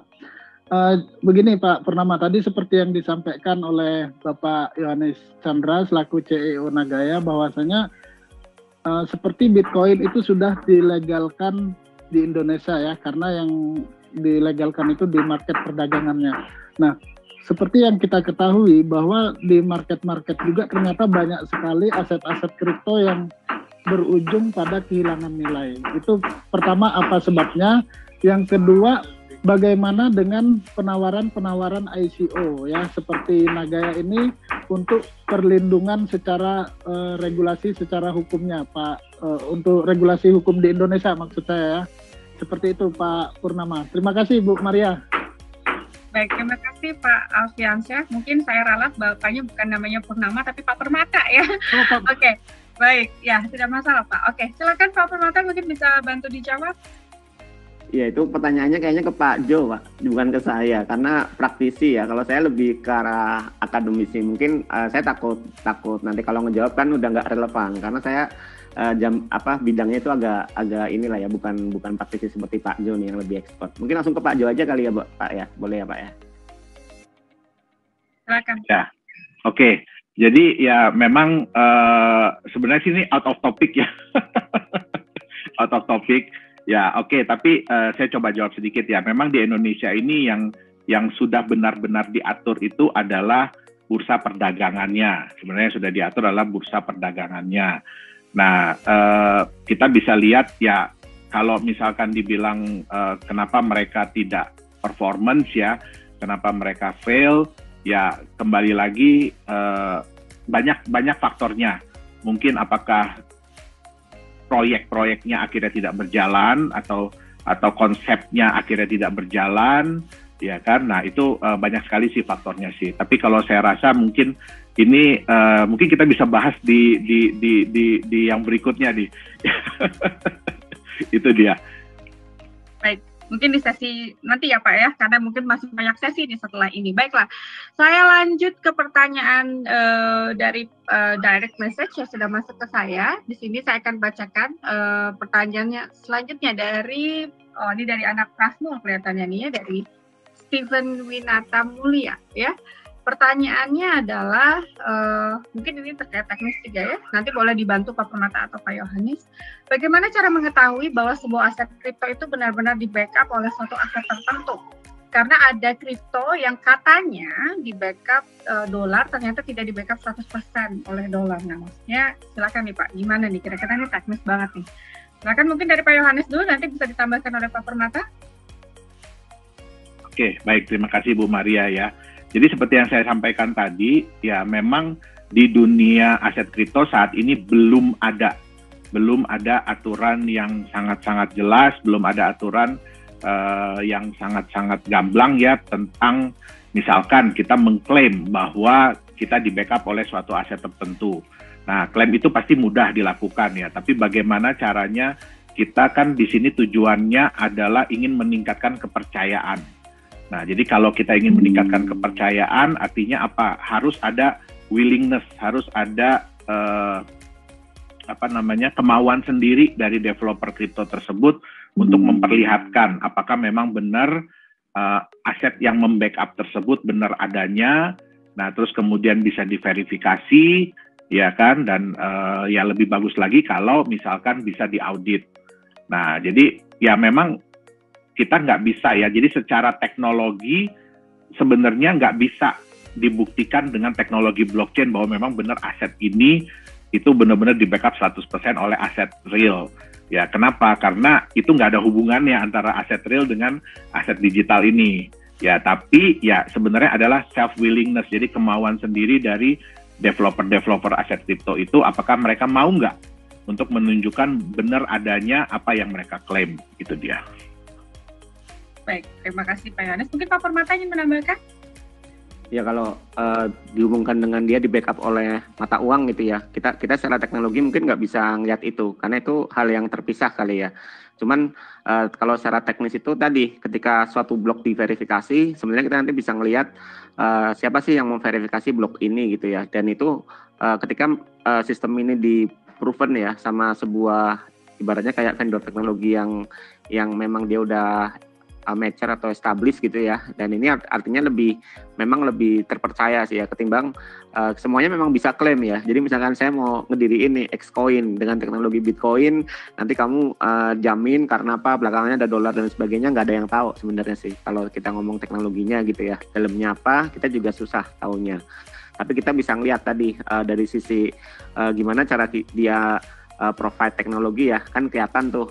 Kalau tadi kita ngeliat yang punya Nagaya kan, wah inilah ya udah terpercaya gitu ya. Cuman ada juga yang kayak selain Nagaya mungkin dan sebagainya gitu ya, itu kadang-kadang kita harus cross check juga tuh. Jadi siapa sih foundernya gitu ya, mungkin CEO-nya lokasi di mana, dia secara badan usahanya gimana gitu ya. Dan itu sesuatu yang cara kita untuk memverifikasi lebih detail sih, karena memang ini sesuatu yang ini ya, yang hot topic lah istilahnya seperti itu. Jadi semua orang begitu ditawarin sesuatu hal yang wah ini tadi secara aset bisa naik gitu ya, wah pasti akan tergiur gitu ya. Itulah, jadi kita kurang lebih seperti itu ya untuk backup dan sebagainya. Mungkin itu Bu Maria.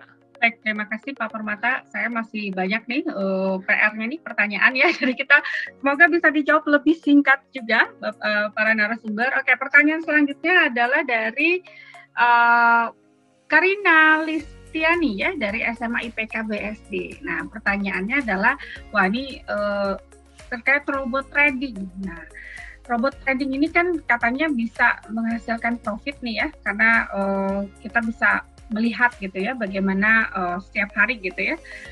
Nah, dari sini pertanyaannya, apakah ada plus minus dari robot trading ini? Apakah betul misalkan ini memang menghasilkan profit? Mungkin dari sisi teknologinya seperti apa? Silakan Pak Yohanes dan Pak Permata. Waduh, kalau ini jujur Bu Maria, saya sendiri belum mendalami ya tentang robot trading ini ya. Ya, jadi jujur kalau saya juga nggak berani jawab karena saya sendiri belum ada background di sana, dan ya kita belum pelajari banget sih seperti apa teknologinya dan seperti apa logik yang dipakai di belakang teknologi tersebut. Itu dia. Baik, mungkin dari Pak Permata ingin menambahkan? Iya, tentang robot trading ya. Ini menarik. Saya juga kemarin sempat di-request oleh salah seorang teman gitu ya, untuk membuat salah satu robot trading gitu. Jadi sebenarnya ini sesuatu yang bisa kalian bikin. Jadi bukan berarti yang ketika kalian ditawarin, wah ada robot trading nih, terus masukin uang sekian dolar gitu ya, nanti bisa naik sendiri dan sebagainya.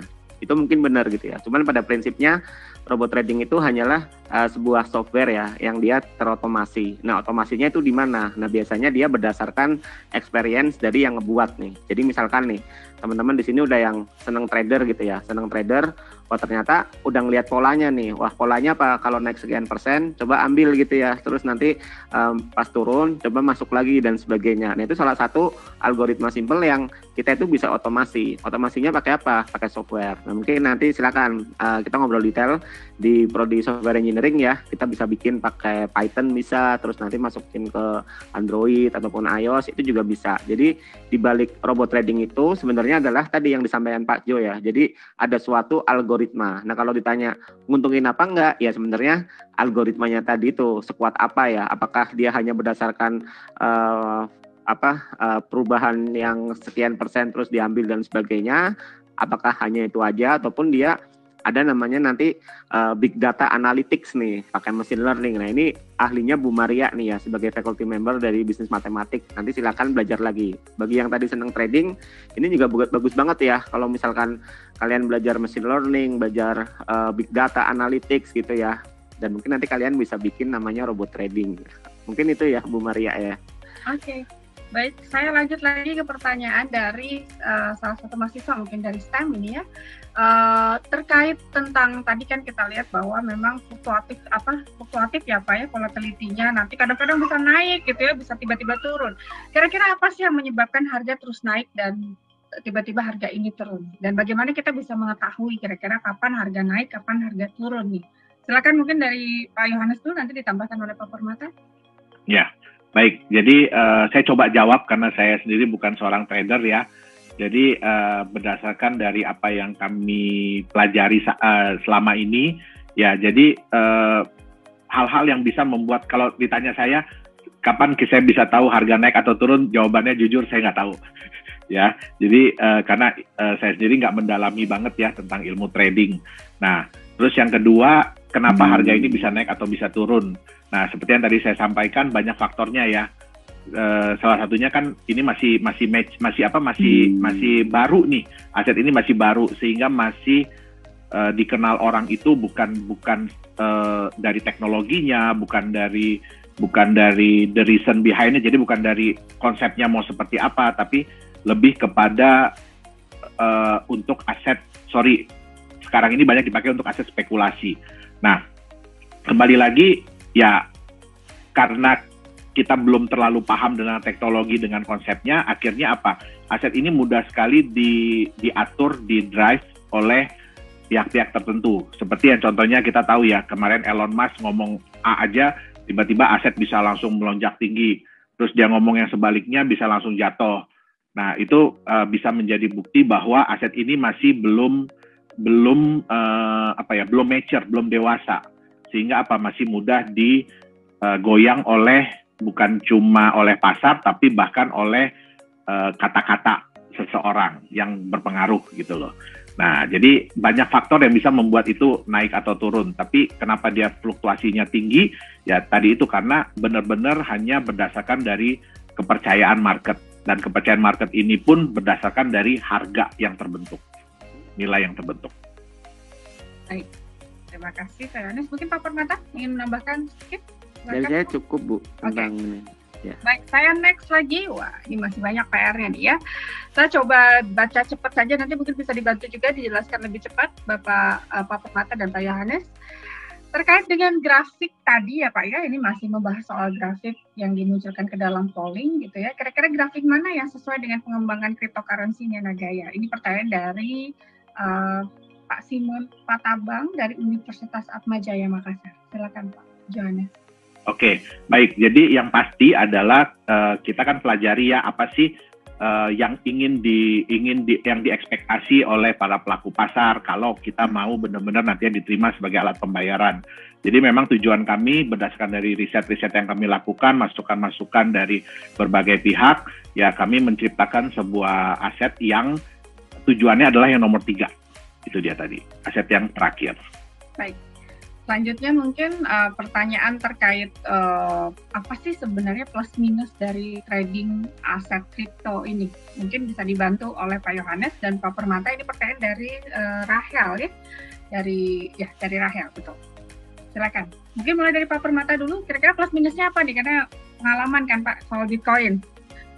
Silakan Pak. Plus minusnya, kalau plus itu artinya kalau kita mau terjun ya ke cryptocurrency, ya artinya kita akan punya aset digital ya. Aset itu kan nantinya akan berguna di masa depan gitu. Mungkin itu aja Bu dari saya ya. Selanjutnya Pak Jo nih yang lebih ahli. Silakan Pak Jo. Waduh, jujur kalau saya ditanya trading juga saya nggak bisa jawab Pak, Bu Maria ya. Jadi ya plusnya ya pasti yang diharapkan adalah kalau harga nilai aset itu naik ya. Tapi minusnya adalah ya kalau dia turun. Jadi kalau plusnya mungkin buat saya ya kita bisa mendapatkan keuntungan, tapi ya minusnya pun adalah kita bisa menderita kerugian. Nah, jadi ya kembali ke masing-masing orang sih. Tapi mungkin ada juga yang itu mau dijadikan sarana belajar. Ya, jadi belajar bagaimana cara baca grafik, bagaimana cara menilai market, bagaimana cara menilai berita. Nah, kembali lagi tujuannya untuk apa sih kita untuk ikut trading itu? Ya. Ada yang bilang sih harus rugi dulu Pak supaya bisa belajar gitu ya. Oke, pertanyaan selanjutnya dari Pak Iwan untuk Pak Permata ya. Bagaimana dengan pendidikan seputar teknologi blockchain di Indonesia? Apakah ada mata kuliah di perguruan tinggi yang membahas terkait pengembangan dari teknologi ini? Silakan Ya, Pak Permata. ada ya. Kalau di Prasmul sendiri, prodi DBT ya, Digital Business Technology atau Software Engineering, kita ada mata kuliah namanya Distributed Ledger Technology. Jadi ini bahas khusus tentang blockchain, tapi aplikasinya macam-macam ya, nggak cuma di cryptocurrency, tapi juga di smart contract, terus yang tadi yang lain ya, untuk medical record juga, sama untuk yang implementasi yang untuk IoT juga. Jadi nggak usah khawatir, pasti ada kampus-kampus yang menerapkan ya, nggak cuma di Indonesia, ada juga yang di luar negeri. Itu Bu, kira-kira. Oke. Saya lanjut lagi ya ke pertanyaan dari Karan dari kampus Quick1G. Pertanyaan adalah terkait faktor yang masih belum dimiliki oleh cryptocurrency untuk menjadi alat pembayaran yang efisien. Kira-kira apa saja faktor yang mungkin dari Pak Yohanes, silakan. Ya, baik. Jadi kalau kita kan lihat dari pelaku pasar ya. Jadi kita lihat dari pelaku pasar yang masih belum itu adalah bagaimana meningkatkan kenyamanan.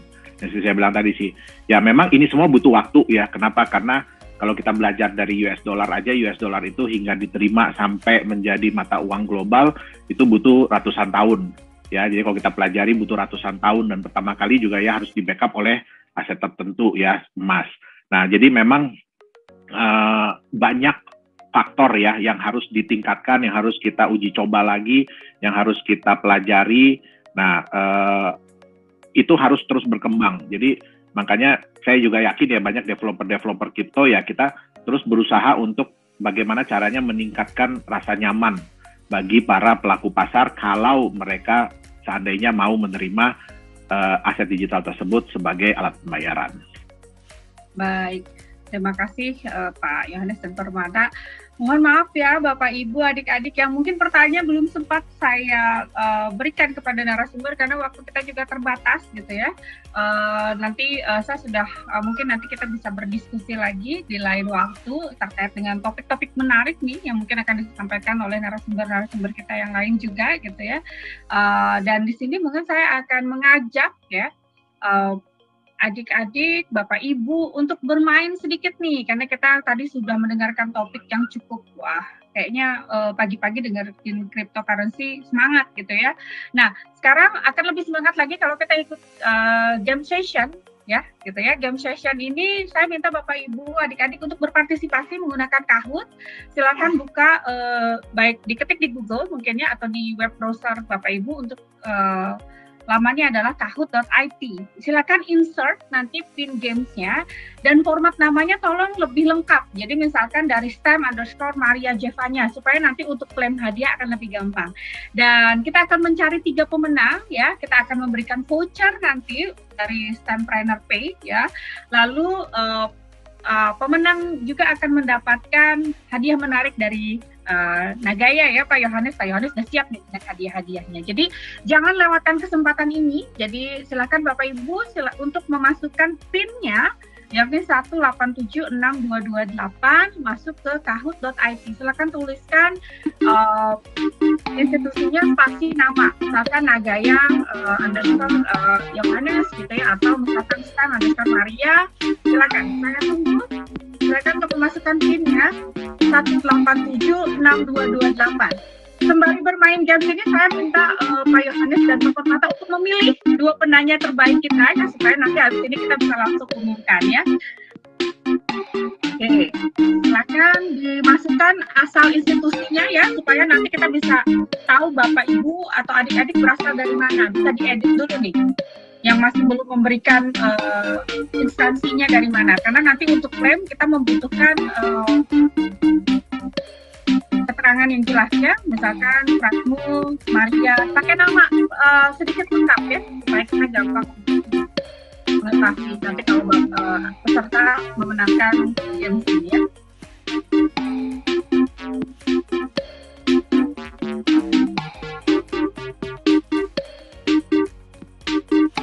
Baru 50 orang yang bergabung karena setahu saya ini kita punya partisipan 300-an ya.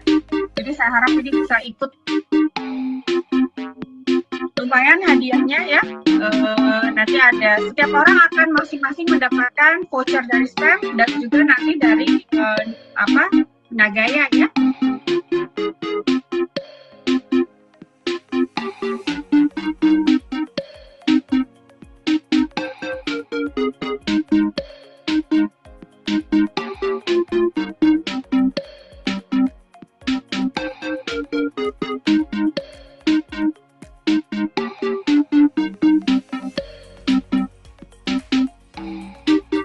Baru 77, ayo Bapak Ibu masih saya tunggu.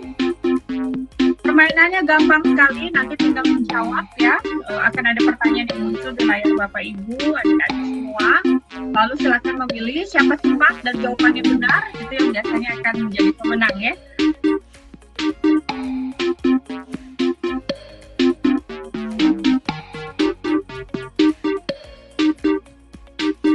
Oke, saya tunggu 1 menit lagi.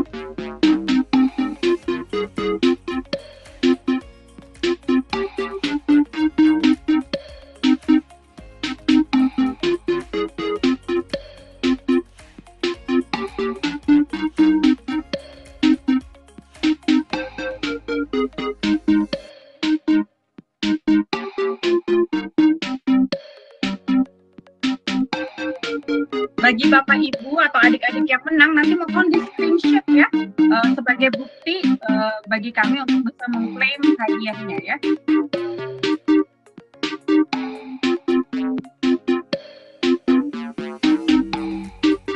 Oke, sudah 96 orang. Kita tunggu 30 detik lagi terakhir.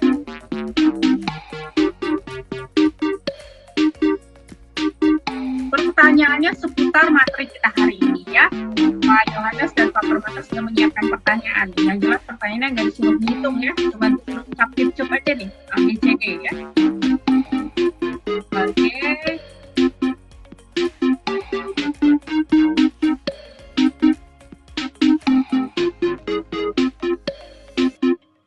Oke, saya hitung mundur ya. 10, 9,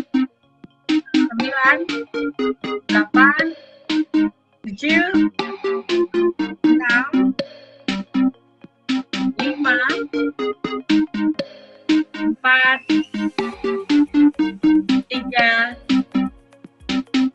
2,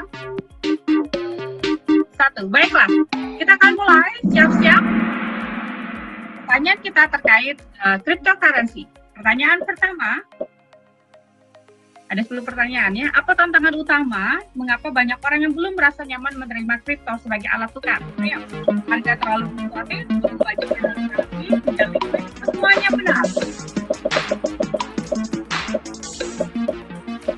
Ayo, hanya baru 73 yang menjawab. Kita ada 100 tadi ya. Ayo, cepat segera, waktunya tinggal 4 detik lagi. Ayo, silakan dijawab. Oke, ya. 35 orang menjawab benar ya, harganya fluktuatif. Kita lihat, oke, yang memimpin sekarang adalah Stan, Kevin. Silakan. Lanjut untuk pertanyaan kedua. Apa nama aset kripto yang 100% di-backup oleh aset lainnya?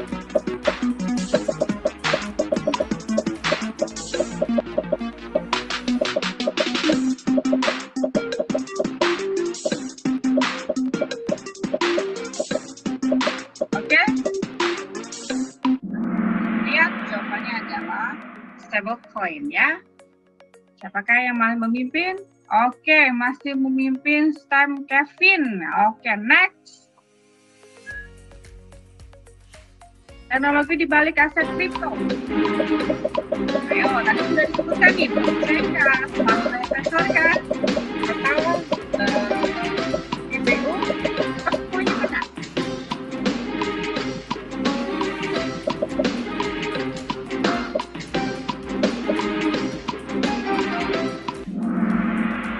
Blockchain, ya betul sekali ya. Next. Oke, kita masuk ke pertanyaan yang keempat. Siapa penemu Bitcoin? Ayo, Pak Permata atau Pak Yohanes penemunya nih? Ada pilihan dari dia. Ada Bill Gates, ada Jeff Bezos, ada Satoshi Nakamoto, ada Warren Buffett. Sekarang ini jawabannya bisa benar semuanya ya. Oke, 80 orang menjawab benar ya. Ternyata masih ada yang salah nih. Oke, kita lihat. Next, pertanyaan kelima. Aset yang paling banyak digunakan untuk melindungi nilai sebuah mata uang.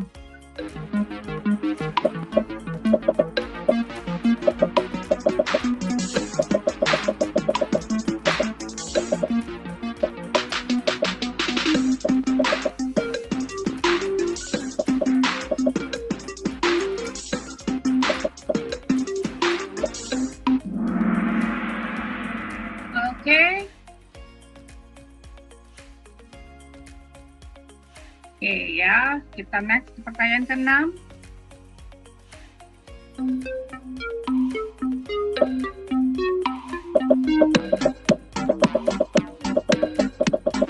Bisa digunakan untuk apa saja teknologi blockchain?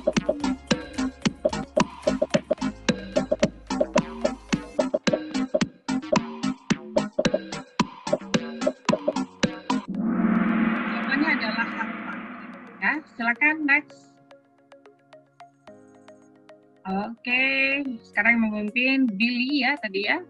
Negara mana yang sudah melegalkan Bitcoin sebagai alat tukar resmi?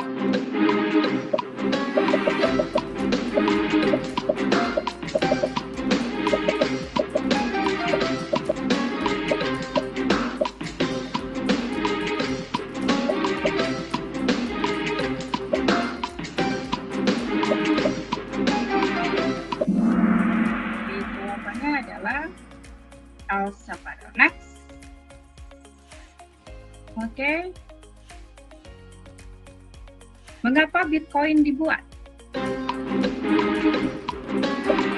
silakan masih ada kesempatan ya bagi yang ingin bergabung.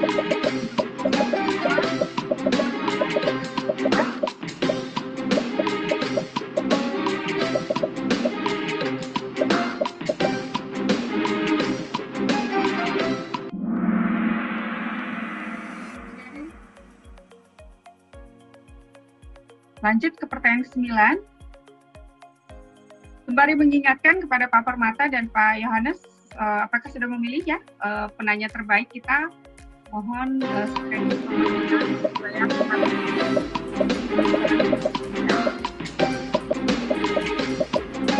merahasiakan nama dan identitas pemilih dari angka dan foto. Apakah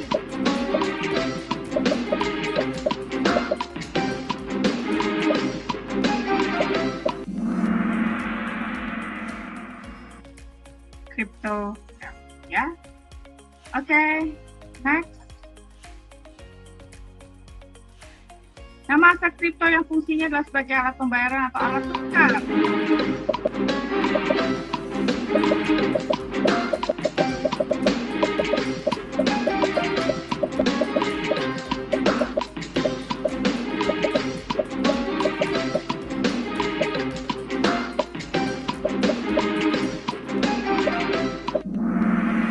Jawabannya adalah utility token. Kita lihat siapa yang akan memenangkan. Mohon di screenshot ya para pemenang ya. Oke, selamat kepada juara ketiga dari Unjuk Cempaka, juara 2 dari Prasmo. Oke, juara pertama dari SMA Don Bosco ya, Gili. Lalu yang kedua adalah dari Prasmo, Revata, dan yang ketiga adalah dari Cempaka. Baik, selamat kepada ketiga pemenang, mohon di screenshot ya. Lalu nanti account-nya juga boleh di screenshot sebagai bukti. Oke, apa sih hadiah yang akan diterima? Oke, coba kita lihat ya. Oke, silahkan. Oke, boleh di stop share, kita kembali ke slide informasi. Terima kasih semuanya.